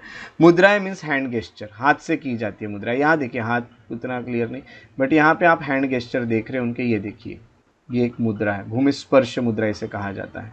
ये तो ये मुद्राओं का मीनिंग क्या है ये मैंने ऑलरेडी अपलोड कर दिया है। और प्रोटर्बरेंस भी आपको देखने मिलता है जो कि दिखाते हैं कि गौतम बुद्ध जो है वो भगवान है। तो ये देखने मिलता है मथुरा स्कूल। उसके बाद तीसरी जो स्कूल आती है वो है अमरावती स्कूल। अमरावती स्कूल जो है ये एक आपको अलग से स्कूल देखने मिलती है। इसमें भी एक्सटर्नल वाला इन्फ्लुएंस बिल्कुल नहीं है, ये भी पूरी तरह से इंडिजिनियसली डेवलप्ड है। ये लोग जो यूज़ करते हैं वो होता है वाइट मार्बल। जहां आपको मार्बल की मूर्तियां दिखने लगे समझ जाएगा अमरावती स्कूल वालों ने बनाई हैं। रिलीजन की बात करें तो यहाँ बुद्धिज्म से रिलेटेड ही मूर्तियां बनाई जाती हैं। अगली यहाँ पे बात करूँ तो वो जैसे कुषाण थे वैसे यहाँ पे सातवाहन जो है उन्होंने बनाया है। एरिया की अगर बात करें तो कृष्ण गोदावरी वाली जो वैली है, रिवर वैली, वहाँ पे ज़्यादातर ये स्कूल जो है ये डेवलप हुई है। कृष्ण गोदावरी यानी हम कहेंगे अमरावती और नागार्जुन कोंडा करके जो जगह है आंध्र प्रदेश में, उसके आसपास आपको ये देखने मिलती है। अब फीचर्स में आइए। फीचर्स में सबसे पहली बात ये है कि यहाँ पे जो आर्ट दिखेगा वो नरेटिव आर्ट दिखेगा, यानी यहाँ आर्ट में कुछ तो भी स्टोरी बताई जा रही है। देखिए ये लोग कुछ तो भी लेके जा रहे हैं काफ़ी सारे लोग, तो ये नरेटिव आर्ट है, यानी कुछ नरेशन हो रहा है, यानी यहाँ पे कुछ स्टोरीज बताई जा रही है। स्टोरीज बताई जाने के साथ साथ इंडिविजुअल फीचर्स पे ज़्यादा फोकस्ड नहीं रहते हैं ये लोग। आपने देखा था कि पहली दो जो स्कूल थी उसमें इंडिविजुअल चीज़ों पे ज़्यादा फोकस थे गौतम बुद्ध के, बट यहाँ पे ऐसा कुछ भी नहीं है। इंडिजीनियस यहाँ पे इंडिविजुअल फीचर पे कोई फोकस नहीं आपको दिख रहा है। और जो स्टोरीज बताई जाती है वो बुद्ध के लाइफ की बताई जाती है। बुद्ध की जो लाइफ बताई गई है वो जातक कथाओं में बताई गई है, जातक टेल्स यहाँ पे बताई जाती है। ये है नरेटिव आर्ट, यहाँ वाइट मार्बल से बना हुआ, और कोई भी इंडिविजुअल पे यहाँ पे ज़्यादा फोकस नहीं करेंगे फीचर पे, डायरेक्टली नरेशन वाला आर्ट यहाँ देखने मिलता है। ये होती है अमरावती स्कूल। सो एक बार टेबल में आ जाते हैं। आवाज़ क्लियर नहीं आ रही है, सभी को प्रॉब्लम है, जा रहा है ये, या फिर बाकी लोगों को क्लियर नहीं आ रही है? अच्छा अच्छा, अभी आ रही है? हाँ अब आ रही है ना? हाँ यस, ओके। हाँ, तो ये इनके फीचर्स के वक्त आपको आवाज़ नहीं आई थी क्या, फीचर जब मैं बोल रहा था? हाँ, चलिए फीचर्स में एक बार बता देता हूँ। इनका जो आर्ट है इसको नरेटिव आर्ट कहा जाता है। नरेटिव आर्ट का मतलब होता है कि कुछ स्टोरी नरेट की जा रही है, कुछ स्टोरी बताई। यहाँ पे आप देखिए इतने सारे लोग कुछ तो भी लेके जा रहे हैं, यानी यहाँ पे स्टोरी बताई जा रही है। स्टोरी बताए जाने के बाद इंडिविजुअल जो फीचर है, इंडिविजुअल यानी एक एक जैसे बाकी दो स्कूल्स में बुद्ध के बाल, बुद्ध की आंखें, वो सब पे ज़्यादा फोकस थे, ऐसा यहाँ पे कुछ नहीं होता है। यहाँ सभी लोगों के ऊपर फोकस्ड होते हैं। और ये जो स्टोरी बताई जा रही है ये जातक कथाओं से एक स्टोरी होती है। जातक टेल्स, जातक टेल्स यानी हम कह सकते हैं, सॉरी, जातक टेल्स यानी related to life of Buddha, कुछ कहानियाँ ये बताई जाती है। ठीक है, तो ये आप आराम से पहचान सकते हैं। जहाँ पे कुछ स्टोरी जैसा दिखाया जा रहा है किसी आर्ट में, तो वो आर्ट होता है अमरावती स्कूल का आर्ट। तो चलिए यहाँ पे आ जाते हैं अब टेबल में। ये जो स्कूल है ये इंडिजिनियसली डेवलप्ड है, इंडिया में ही बनी है। वाइट मार्बल का यूज़ करते हैं, जैसे कि हमने देखा, बुद्धिज़्म से रिलेटेड है, और सातवाहन जो डायनेस्टी थे उनके वक्त ये बना हुआ है। उसके अलावा कृष्ण गोदावरी लोअर वैली में ये डेवलप हुआ है, या अमरावती और नागार्जुन कोंडा के एरिया में। यहाँ पे जनरली नरेटिव आर्ट्स दिखाया जाता है, लेस एम्फेसिस होता है इंडिविजुअल फीचर्स पे। यहाँ पे जो स्कल्पचर होते हैं वो स्टोरीज ली गई है जातक कथाओं से, जातक टेल्स से, और that is previous lives of Buddha, क्योंकि प्रीवियस लाइव्स में ऐसा कहा जाता है बुद्ध जो थे वो एनिमल भी थे और ह्यूमन भी थे। सो एनिमल और ह्यूमन बताए गए हैं और उसी से रिलेटेड कुछ स्टोरी है। यहाँ पे देखिए ये लोग कुछ लेके जा रहे हैं, ये क्लियरली एक स्टोरी हमें पता चलती है। सो ये हो गया आपके तीन तरह की स्कूल्स जो कि आप पढ़ते हैं पोस्ट मॉडर्न में। पोस्ट मॉडर्न में इससे क्वेश्चन अब तक पूछे गए हैं स्कल्पचर से, और इस पे क्वेश्चन आने के आगे भी बहुत सारे चांसेस है। सो इस पे क्वेश्चंस आते रहेंगे, सो आपको रेडी रहना है। देखिए मैं क्वेश्चंस बता देता हूँ इस पर से जो है, एक बार आया था, अब हम पहले से अगर शुरू करें, सो मथुरा स्कूल 1993 में मथुरा स्कूल के ऊपर क्वेश्चन पूछा था। Right about the Mathura school of art, ये पूछा था। उसके बाद हम आए 2007 में, 2000 में, ईयर 2000 में आपको गांधार स्कूल के ऊपर क्वेश्चन पूछा था, directly right about Gandhara school. 2007 में भी आपको 2000 में भी पूछा, 2007 में भी गांधार स्कूल पे क्वेश्चन पूछा गया था। उसके अलावा 2014 में भी गांधार स्कूल पे क्वेश्चन पूछा गया है। यानी आप देख रहे कि इनके ऊपर क्वेश्चंस आते हैं। ये मेंस की बात कर रहा हूँ मैं, प्री के तो क्वेश्चंस मैं आपको बताऊंगा ही बाद में जब हमारा टॉपिक खत्म हो जाता है, बट ये सब क्वेश्चंस अब तक आए हैं। अमरावती स्कूल पे अब तक नहीं पूछा है, अमरावती स्कूल पे क्वेश्चन आने के चांस बिल्कुल है, तो इस पे भी क्वेश्चन आ सकते हैं। या फिर देखा जा रहा है तो क्वेश्चंस रिपीट भी हो रहे हैं, रिपीट होने के कारण किसी भी टॉपिक पे यहाँ स्कल्पचर में से क्वेश्चन आ सकते हैं पोस्ट मॉडर्न में, ये याद रखिएगा। सो ये काफ़ी इंपॉर्टेंट हमें टॉपिक पता चलता है। यहाँ पे हमने पोस्ट मॉडर्न्स को ख़त्म कर लिया है। पोस्ट मॉडर्न्स को ख़त्म करने के बाद आपको एक बता दूँ कि आपको अभी एक हाँ आखिरी में वैसे मैं जो आपको टास्क बताना है तो आखिरी में मैं आपको टास्क बताऊंगा। सो वो टास्क आपको आज पूरी करनी तो है, बट हम अब कुछ चीज़ें थोड़ी सी और भी पढ़ लेते हैं। अगर आप और 15 मिनट्स आप रह सकते हो सो हम और भी चीज़ें पढ़ सकते हैं, यानी 8:40 तक सबको पॉसिबल है? 8:40? यस। अगर किसी को पॉसिबल नहीं है तो वो बता दीजिएगा यस है। तो किसी को पॉसिबल नहीं होगा तो वो बता देंगे, तो हम 8:30 पे रुक जाएंगे। चलिए तो हम आगे बढ़ लेते हैं, अब सब लोगों को पॉसिबल है तो इसी के साथ हम आगे बढ़ते हैं। हम आगे बढ़ते हैं गुप्ता की ओर। गुप्ता एज में अगर हम एंटर होने वाले हैं, गुप्ता एज को गोल्डन एज भी कहा जाता है। Golden age of India, that is Gupta age. Gupta age में अगर बात करें तो गुप्ता रूलर्स के वक्त बुद्धिज्म खत्म कर दिया गया ऐसा नहीं था, बुद्धिज्म तो था ही, उसके साथ साथ इनके वक्त हिंदुइज्म बहुत फ्लोरिश हुआ, यानी यहां से शुरू हुए टेम्पल्स बनना। आप ये चीज याद रखिएगा, आज आप जो मंदिर देख रहे हैं उसके बनने की शुरुआत ही गुप्ता एज से हुई।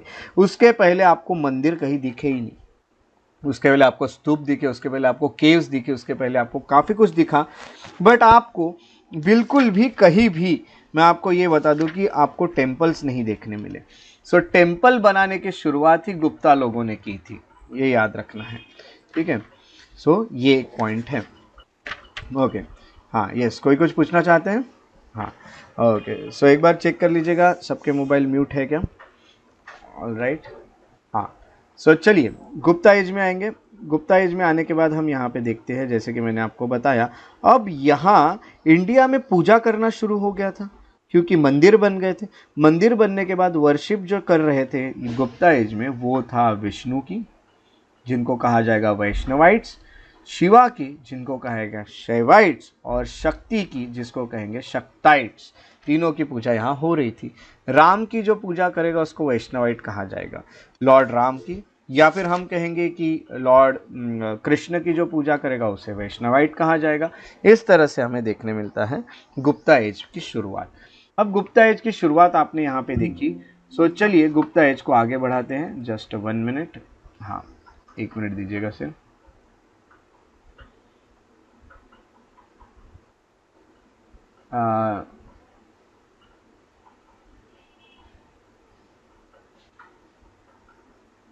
ओके ओके ओके, चलेगा चलेगा हसन जी, कोई प्रॉब्लम नहीं। सो हम इसको गुप्ता एज को थोड़ा सा कंप्लीट करने की कोशिश करते हैं, कोई प्रॉब्लम नहीं। चलिए आर्किटेक्चर हम देख लेते हैं गुप्ता एज का। अब गुप्ता एज में आने के बाद आर्किटेक्चर में हम सबसे पहले अगर देखें सो आर्किटेक्चर के इनको हमें मेनली केव्स देखने मिलती है इनके आर्किटेक्चर में। टेम्पल आर्किटेक्चर हमें अलग से पढ़ना है, टेम्पल को आप अच्छे से समझ जाओगे। आज आपको पता नहीं होगा टेम्पल में आप अगर जाओगे तो गर्भगृह, कुछ लोगों को पता होगा कुछ लोगों को नहीं पता होगा, गर्भगृह क्या होता है, प्रदक्षिणा पथ किसे कहते हैं, मंडप किसे कहते हैं, शिखर किसे कहते हैं, अमलक किसे कहते हैं, कलश किसे कहते हैं। आप लोग सोच रहे हैं ये क्या बोल रहे हैं, कुछ लोगों को जिनको पता नहीं होगा, तो ये टेंशन नहीं लेना है। यस दैट्स ग्रेट, है ना। तो ये कुछ चीज़ें हमें पता है, कुछ लोगों को नहीं है, और ये सब चीज़ें आपको क्लियर हो जाएगी। जैसे आप मंदिर में एंटर होंगे आप बता सकते हैं ये मंडप है, ये तोरण है, ये शिखर है, ये गर्भगृह है, ये प्रदक्षिणा पथ है, ऐसा कुछ चीज़ें आपको पता चलने वाली है। ऐसा आपको बिल्कुल डरने की ज़रूरत नहीं, वो हम टेम्पल आर्किटेक्चर में पढ़ेंगे, बट फिलहाल हम जो पढ़ेंगे वो रहेगा केव्स। हाँ यस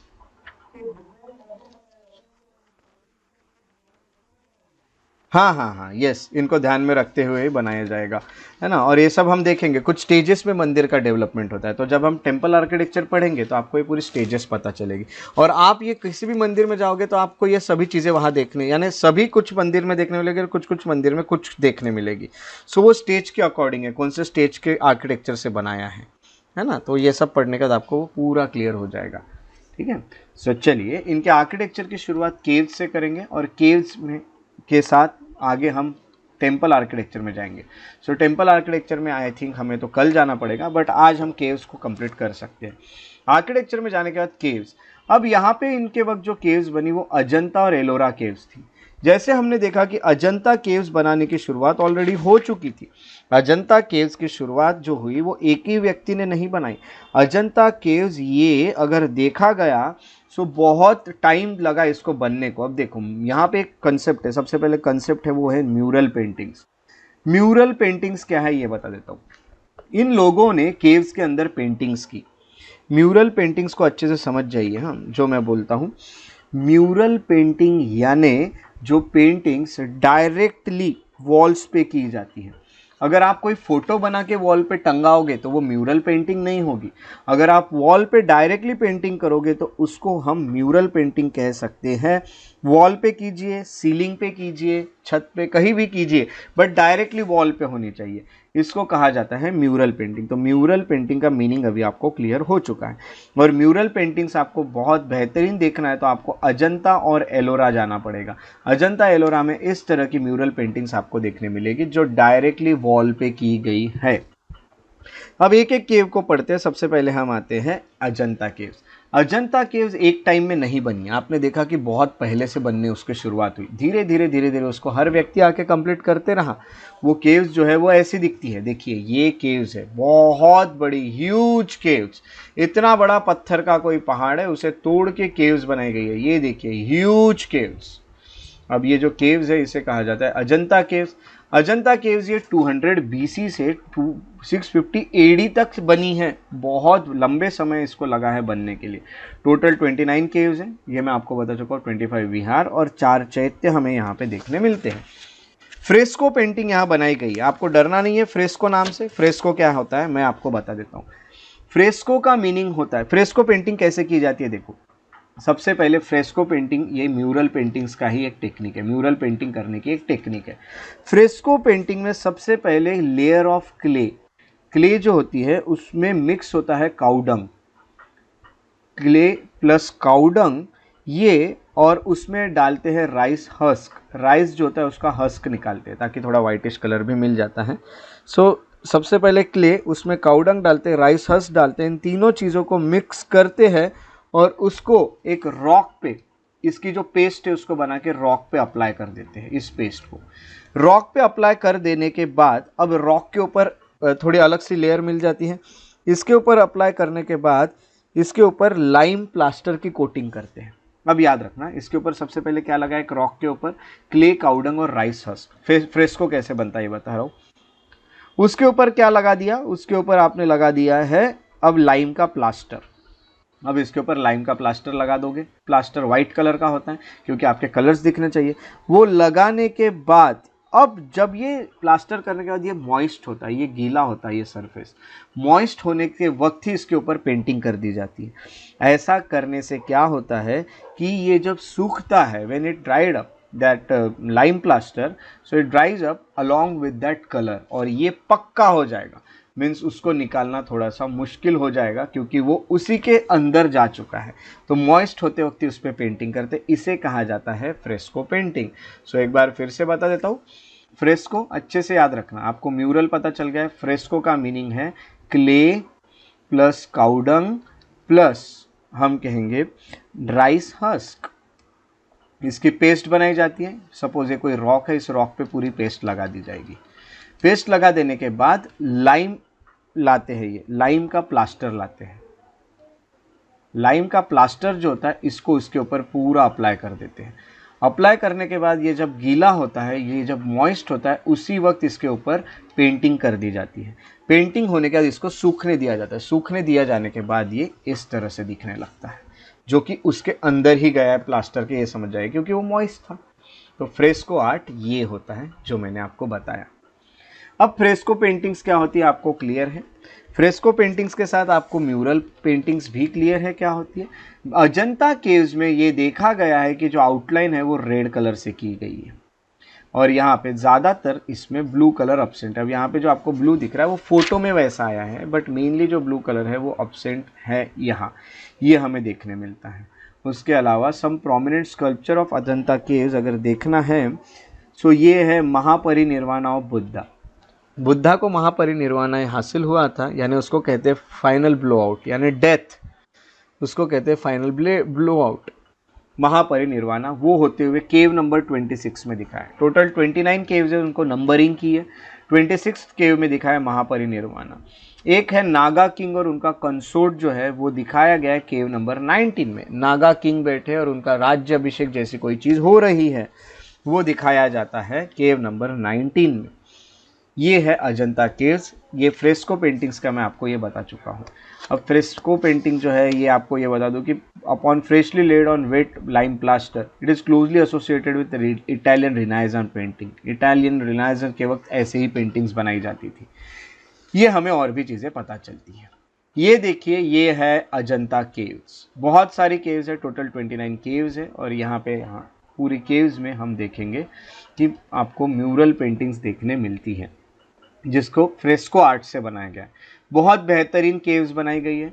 और ये देखिए, अब उसके बाद नेक्स्ट केव जो है वो है एलोरा केव्स। अजंता के बाद आती है एलोरा केव। एलोरा केव की अगर मैं बात करूं तो एलोरा केव अजंता केव के बाद में बनाई गई, क्योंकि अजंता केव का अगर आप टाइम देखोगे तो अजंता केव्स का टाइम 200 BC से शुरू होता है, जबकि एलोरा केव्स का टाइम 5th AD से शुरू होता है। अब 5th to 11 AD में ये बनाई जाती है। सॉरी, यहाँ सेंचुरीज लिखना भूल गया मैं। 5th to 11th century AD में बनाई जाती है। यहाँ पे टोटल 34 केव्स है। अजंता में याद रखेगा 29 केव्स और एलोरा में 34 केव्स। 34 केव्स जो है एलोरा और अजंता में डिफरेंस पहला ये है कि यहाँ 3 रिलीजन से रिलेटेड केव्स है, हिंदुइज्म, बुद्धिज्म, जैनिज्म। जबकि बुद्धिस्ट ही केव्स देखने मिलती है हमें सिर्फ वो अजंता में। इसमें 17 ब्राह्मणिकल यानी हिंदुइज्म से रिलेटेड केव्स है, 12 बुद्धिस्ट केव्स है और 5 जैनिज्म की केव्स है। केव नंबर 1 से 12 ये बुद्धिस्ट केव्स है जो कि 12 है। 13 से 29 जो हिंदू केव्स है जो कि टोटल 17 है। अगर हम देखें 30 से लेकर 34 तक की केव्स ये जैनिज्म है जो कि दिगंबर जैनिज्म के केव्स है। जैनिज्म में हम ये भी पढ़ते हैं कि जैनिज्म सेक्ट जो है इसमें जैनिज्म में 2 सेक्ट आते हैं, एक होता है दिगंबर, एक आता है श्वेतंबर। ये उसके अलावा हिंदू और बुद्धिस्ट केव्स जो है वो राष्ट्रकूटा डायनेस्टी के वक्त बनाया गया था और जैन केव्स यादव डायनेस्टी के वक्त बनाया गया था। अब देखिए अलग अलग डायनेस्टीज क्यों बना रही है, क्योंकि देखिए कैसा हुआ इन केव्स का, जैसे शुरुआत किसी ने कर दी, अब उसका किंगडम खत्म हो गया, अब उसके जगह कोई और रूलर्स आ गए, वो रूलर्स ने उसको ही कंटिन्यू किया, फिर अगले रूलर्स आ गए, उन्होंने उसी को कंटिन्यू किया। ऐसे कंटिन्यूएशन में ये केव्स बनाई गई है। बहुत साल लगे ये केव्स को बनने को। सो एलोरा केव्स है जिसमें तीनों हमें देखने मिलती है। अब इसमें सबसे पहले ये बता देता हूँ कि केव नंबर 10 जो है ये चैत्य केव है। चैत्य यानी आपको पता है क्या होता है? यस, एक बार आप लोग बता देंगे चैत्य यानी prayer hall. Yes, very good. So prayer hall जो है वो चैत्य केव और ये है चैत्य केव। चैत्य केव में यहाँ हम सबसे पहले देख सकते हैं कि ये गौतम बुद्ध है जिनकी यहाँ पे प्रे किया जाएगा, प्रार्थना की जाएगी, और ये होते हैं केव ऑफ विश्वकर्मा कहा जाता है इसे। जब आप वहाँ जाओगे तो केव नंबर 10 विश्वकर्मा केव आपको वहाँ पे देखने मिलेगी। अब हम ये देखते हैं कि यहाँ ये केव के बाद अगली जो केव है वो केव नंबर 12 है एलोरा में, जो 3 स्टोरीड है, जिसमें मानुषी बुद्धास केव कहा जाता है। अब यहाँ पे 3 स्टोरीड रोज आपको देखने मिल रही है, यानी हम इसे कह सकते हैं मेनली कि जैसे मैंने आपको कहा था ना कि 11 से 12 तक की केव्स, तो ये 10 और 12 ये दोनों भी बुद्धिज्म से रिलेटेड केव्स है। और ये तीन फ्लोर की केव देखने मिली है। 12 केव नंबर 12 इन्हें मानुषी बुद्धा केव कहा जाता है। सब केव के अलग अलग नाम दिए गए हैं। और अगर हम इसके बाद अगली केव में आते हैं तो केव नंबर 14 जो कि हिंदुइज्म से रिलेटेड आती है, इसको रावण की खाई कहा जाता है। ये रावण की खाई केव है। रावण कौन थे आप तो अच्छे से जानते हैं, तो रावण की ये सब चीज़ें यहाँ दिखाई गई हिंदू केव में। और केव नंबर 15 जो है जो दशावतार केव है, 10 अवतार, ये लॉर्ड विष्णु के अवतारों पे आधारित है। लॉर्ड विष्णु ने टोटल 10 अवतार लिए नहीं हैं, 9 लिए हैं, अभी 10वां अवतार आने का है जो कि कल्कि कहा गया है हिंदू रिलीजन में। अब ये देखा गया पहला उनका अवतार था वो मत्स्य था, और सबसे प्रीवियस जो अवतार उन्होंने लिया था वो था बुद्ध का। अभी वो जो लेने वाले हैं वो रहेगा कल्कि का, ऐसा हिंदू माइथोलॉजी में लिखा हुआ है। तो ये केव 10 अवतार से रिलेटेड एक केव है जो केव नंबर 15 हिंदू केव है, यानी रिलेटेड टू विष्णु। सबसे बेहतरीन केव जो देखना है, सबसे बेहतरीन वो है केव नंबर 16। आप इमेजिन नहीं करोगे ये केव के सामने खड़े होके कि ये एक सच में बनाई गई है किसी व्यक्ति ने, इंसान ने। इसको कैलाश टेम्पल कहा जाता है। ये पूरा टेम्पल कार्व्ड आउट किया गया है। आप सोच रहे होंगे कि ये पार्ट्स लाके रखे हैं, तो बिल्कुल नहीं, ये पूरा रॉक था, इसको तोड़ तोड़ के, ऊपर से नीचे तोड़ तोड़ के टेम्पल बनाया गया, जिसे कैलाश टेम्पल कहते हैं। किसने बनाया था? तो किंग कृष्ण फर्स्ट ने बनाया था। ये याद रखेगा, एक राष्ट्रकूटा किंग थे, किंग कृष्ण वन फर्स्ट, उन्होंने बनाया था। और ये मोनोलिथ है, पूरे पत्थर। आज भी साइंटिस्ट या जितने भी रिसर्च करने वाले लोग हैं इस पे आके रिसर्च कर रहे हैं कि ऐसी केव बनाई कैसे जा सकती है। इट इज़ वेरी डिफिकल्ट कि ऐसी केव बनाई जाए, क्योंकि आपको पता है कि ऊपर, नीचे से ऊपर structure banana is easy, quite easy, but ऊपर से नीचे स्ट्रक्चर्स बनाना, वो भी रॉक को तोड़ तोड़ के, इट इज़ ऑलमोस्ट इम्पॉसिबल। इसीलिए इसके ऊपर आज भी रिसर्च चल रहा है कि ये बनाया कैसे गया है, बट आज भी ये क्लियर नहीं हो पा रहा है कि इतना बेहतरीन स्ट्रक्चर बनाया कैसे क्या गया है, ऊपर से नीचे एक रॉक को तोड़ के। और बहुत बड़ा, ऐसा नहीं कि ये छोटा है, तो ये काफ़ी बड़ा है। और even it has a courtyard भी है इसके अंदर। ये सब हमें देखने मिलता है केव नंबर 16 में, जिसको हम कहते हैं कैलाश टेम्पल। कैलाश टेम्पल में अच्छे से याद रखेगा, कैलाश टेम्पल में एक बहुत ही अच्छा एक स्कल्पचर दिया हुआ है, ये वाला स्कल्पचर, जिसमें रावण शेकिंग माउंट कैलाश। ये रावण है, रावण, और ये शिवजी बैठे माउंट कैलाश पर। रावण ने ऐसा सोचा था कि वो पूरा कैलाश पर्वत ही उठा के लेके जाएंगे ताकि शिवा उनके पास ही रहे। और आपको पता है कि शिवा ने जब ऐसा उनको पता चला, तो ऐसा कहा गया, हिंदू माइथोलॉजी की कहानी है जो आपको बता रहा हूँ, कि ये जो केव है इसमें दिखाया गया है कि ये पूरा कैलाश पर्वत उठाने की कोशिश कर रहे हैं रावण, बट नहीं उठा पाए क्योंकि शिव जी वहाँ पे थे, तो ये नहीं उठा पाए और उनका हाथ जो है वो वहीं पे दब गया। तो इस कारण फिर शिव जी उनको कैसे माफ़ करेंगे, किस तरह से रावण वहाँ से बाहर निकल पाएंगे? तो फिर उनका जो वाहन कहा गया है शिव जी का, उसे नंदी कहा जाता है। तो नंदी ने उनको ये सजेस्ट किया रावण को कि आप उनकी तारीफ़ कीजिए, शिव जी की, ऐसा कुछ आप कीजिए तो वो शायद आपको हटाएंगे। इसीलिए फिर रावण ने लिखा शिव तांडव स्तोत्रम, ऐसा कुछ नाम है ना वो, सो शिव तांडव स्तोत्रम रिटन बाय रावण, ये यहाँ पे हमें देखने मिलता है। तो ये कुछ चीज़ें हैं इस तरह की माइथोलॉजी में। तो ये रिलेटेड टू कैलाश टेम्पल जो है 16th केव नंबर 16, उसमें ये पिक्चर दिखाया भी गया है। सो ये बहुत ही फेमस केव है और बहुत ही इम्पॉसिबल इसे समझना कि इसे बनाया कैसे गया और किसने बनाया। याद रखिएगा, क्वेश्चन आने के चांस बहुत ज़्यादा है। कृष्ण फर्स्ट ने बनाया गया, जो कि राष्ट्रकूटा किंग थे। उसके बाद हम कुछ 2-3 केव्स देख लेते हैं और फिर हम रुक जाएंगे थोड़ा स्कल्पचर देख के और आपको कुछ टास्क देख के। टेम्पल आर्किटेक्चर हमें आज नहीं पढ़ना है, हम कल से टेम्पल आर्किटेक्चर को शुरू करेंगे। अब हम आते हैं सबसे पहले और भी कुछ केव्स जिसके हमें थोड़ी थोड़ी इन्फॉर्मेशन लेनी है। बाघ केव्स, बाघ मीन्स टाइगर, उनसे रिलेटेड कुछ केव बनाई गई है जिसको बाघिनी रिवर के किनारे बनाया है मध्य प्रदेश में, बाघ केव। उसके अलावा जूनागढ़ केव्स भी देखने मिलती है जो कि बुद्धिस्ट केव्स है, जूनागढ़ डिस्ट्रिक्ट है गुजरात में, वहाँ ये देखने मिलती है।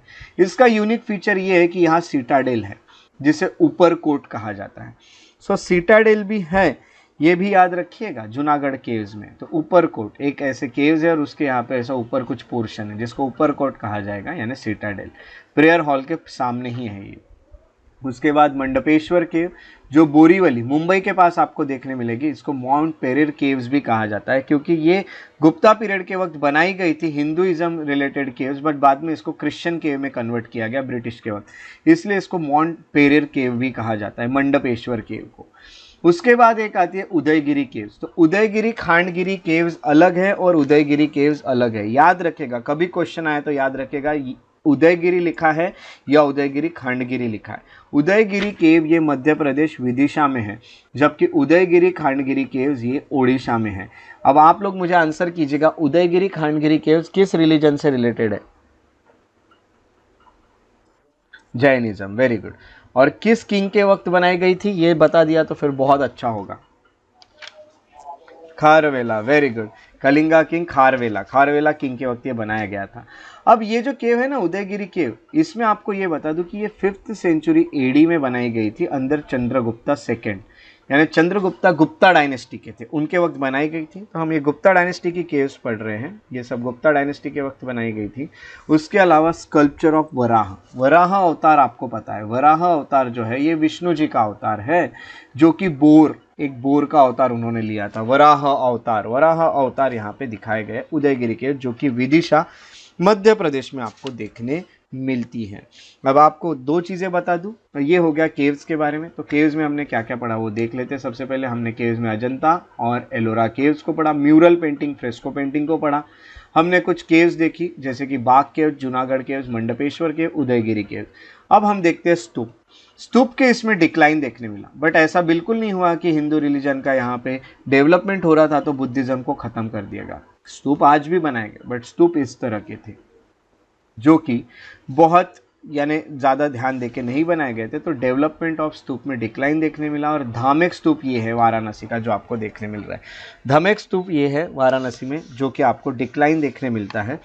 इनके स्कल्पचर की बात करें आखिरी में, तो ये स्कल्पचर में सबसे ज़्यादा क्रीम कलर के सैंडस्टोन का यूज़ करते हैं। ये मेटल का भी यूज़ करते हुए दिख रहे हैं, देखिए इसमें आपको मेटल का यूज़ होते हुए भी दिख रहा है। इमैक्यूटली ड्रेस है, ड्रेस बहुत ज़्यादा रखते थे, नेकेडनेस इनके इसमें बहुत कम रहता था, बहुत कम बॉडी का पोर्शन नेकेड रहता था, ओपन रहता था, ज़्यादातर चीज़ों पे ड्रेस ही रहते थे।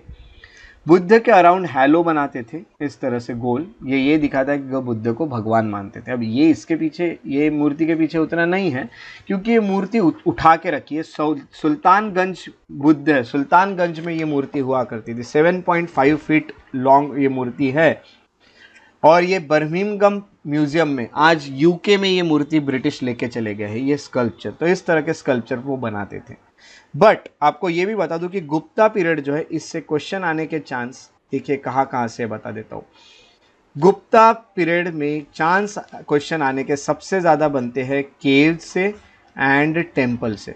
स्कल्पचर और स्तूप के ऊपर उतना ध्यान नहीं दिया था गुप्ता पीरियड में, तो ये केव्स और टेम्पल से ज़्यादा आएंगे। तो टेम्पल को तो हम कल पढ़ने वाले हैं, बट ये हो गया आपका गुप्ता पीरियड की पूरी चीज़ें। तो गुप्ता तक की चीज़ें हमने पढ़ी है। कल से हम टेम्पल आर्किटेक्चर को शुरू करेंगे और अपने टास्क आप लोग लिख लीजिए अभी। और मैं सबसे पहले आपको ये बता देता हूँ, आपको लिखना है तो लिख भी सकते हैं, या फिर मैं उसका आपको ये बना के PDF बना के वो ग्रुप पे भी भेज सकता हूँ। तो आप बताइए क्या ठीक रहेगा टास्क का। हाँ यस, वही अच्छा रहेगा क्योंकि आपके नोट में लिखा हुआ होना चाहिए। PDF कैसा होता है कि अपन ओपन करते नहीं करते, तो लिख लीजिएगा।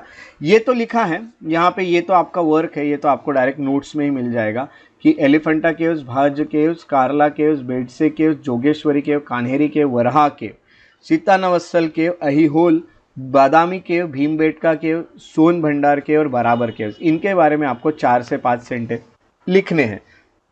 ये तो आपका पहला टास्क है आपके नोट्स में। तो ये क्या क्या लिखना है, इसकी लोकेशन लिखिएगा। लोकेशन तो लिखना ही है, उसके अलावा जो भी इंपॉर्टेंस या सिग्निफिकेंस है वो लिखिएगा। अगर हुआ तो किस रूलर के वक्त बनाया गया था वो भी आप लिख सकते हैं, और किस पीरियड में बनाया गया था वो भी आप लिख सकते हैं। ऐसे 4-5 लाइन आप लिख सकते हैं। लोकेशन, कौन से पीरियड में, कौन से ईयर में बनाया गया था, रूलर कौन से थे जिनके वक्त बनाया गया था, और इसका इंपॉर्टेंस क्या है, किस रिलीजन से रिलेटेड है, क्या है क्या नहीं। ऐसे 4-5 लाइन्स आपको लिखना है। टास्क जो है ये आपके आज के हैं। वो सबसे पहला, जैसे कि मैंने आपको ये बताया था स्टार्टिंग में, वो टास्क कौन सा था, याद है किसी को? याद है तो बताइए। Yes, very good very good. So locate that 9 stupas related to Gautam Buddha. Locate 9 stupas related to Buddha, जहाँ पे बुद्ध के रेलिक्स रखे गए हैं वो उनके लोकेट करना है। लोकेट करने के साथ दूसरा टास्क मैंने आपको ये दिया है जो आपने यहाँ पे देखा। अब ये होने के बाद आपको तीसरा जो टास्क है वो ये है कि मैंने एक वीडियो बनाया है यूट्यूब पे, वो है मुद्राज पे, different mudras of related to Buddha. वो मुद्राओं को देख के उसमें की चीज़ों को अच्छे से आपको वहाँ पे मार्क करना है, यानी अच्छे से उसको समझना है, उसके सिग्निफिकेंस हर मुद्रा के। टोटल मैंने 10 मुद्राज की बात की है, ये 10 मुद्राज आपको अच्छे से स्टडी करने हैं।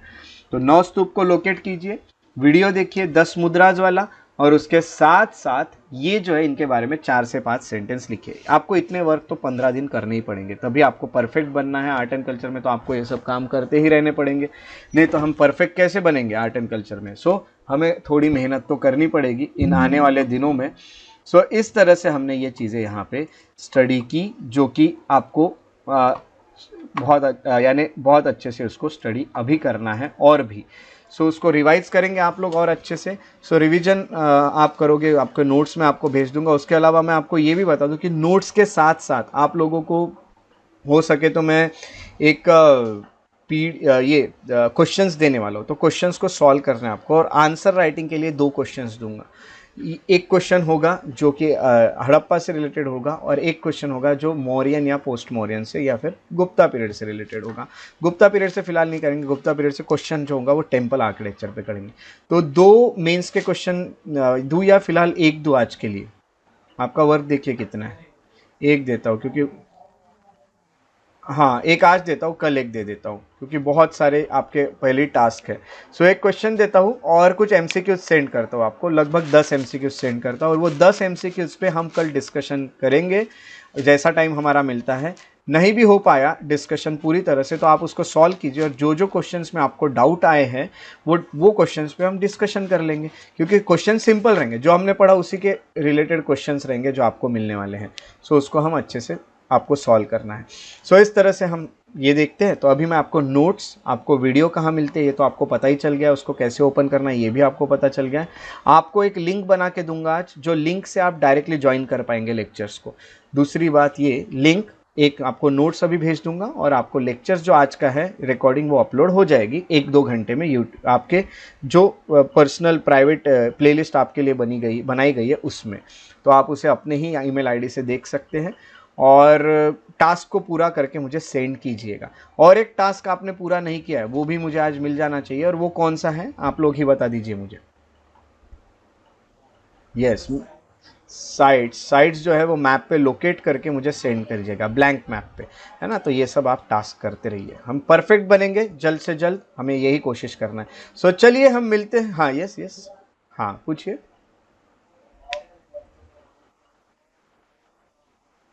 हाँ, मेरा प्लानिंग एक्चुअली है कि मैं एक बार पॉलिटी या इकोनॉमी ऐसा कोई अभी फिर से स्टार्ट करूँ। हाँ, पॉलिटी का क्योंकि काफ़ी लोगों का था, तो पॉलिटी एक प्री के पहले एक पॉलिटी हो जाए तो वो काफ़ी लोगों की डिमांड थी, तो हम पॉलिटी को स्टार्ट करने की कोशिश करते हैं। पढ़ना पड़ता है, सभी को पढ़ना पड़ेगा, इसीलिए पॉलिटी जो है इसी के बारे में मैंने सोचा था, और पॉलिटी का वेटेज बहुत अच्छा है पॉलिटी के ऊपर। एथिक्स का हो गया है, फिर एथिक्स का और भी लेंगे, बट अभी क्या है कि अभी प्री आ रही है और प्री में एथिक्स है नहीं, इसलिए मैंने सोचा था कि प्री के बाद एथिक्स का एक क्लास ले लेंगे। उसके पहले कुछ क्लासेस जिसमें आपके ये है प्री वाले सब्जेक्ट से उनके ले लेते हैं पहले, ऐसा मैंने सोचा हूँ। दोनों दोनों दोनों इससे मेरे, मैं जो भी क्लास लूंगा वो दोनों के लिए होंगे, आपके प्री और मेंस के लिए।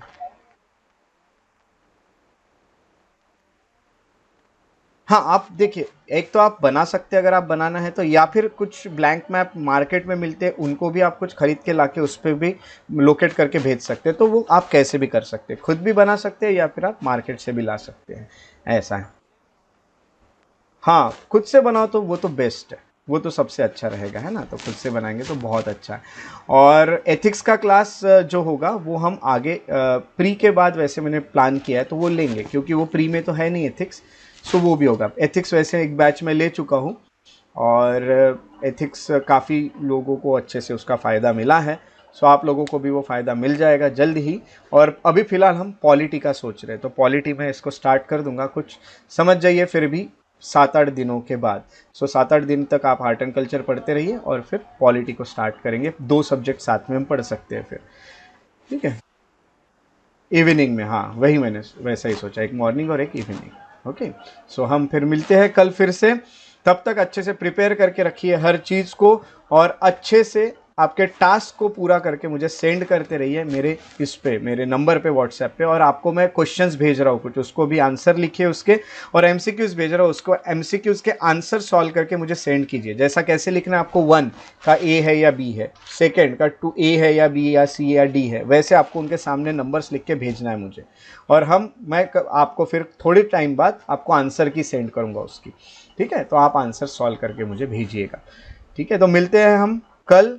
Yes, thank you so much. हम मिलते हैं कल 7:30 पे। थैंक यू सबको, सबका दिन बहुत अच्छा जाए। थैंक यू एंड अपना ख्याल रखिए। Take care and have a good day.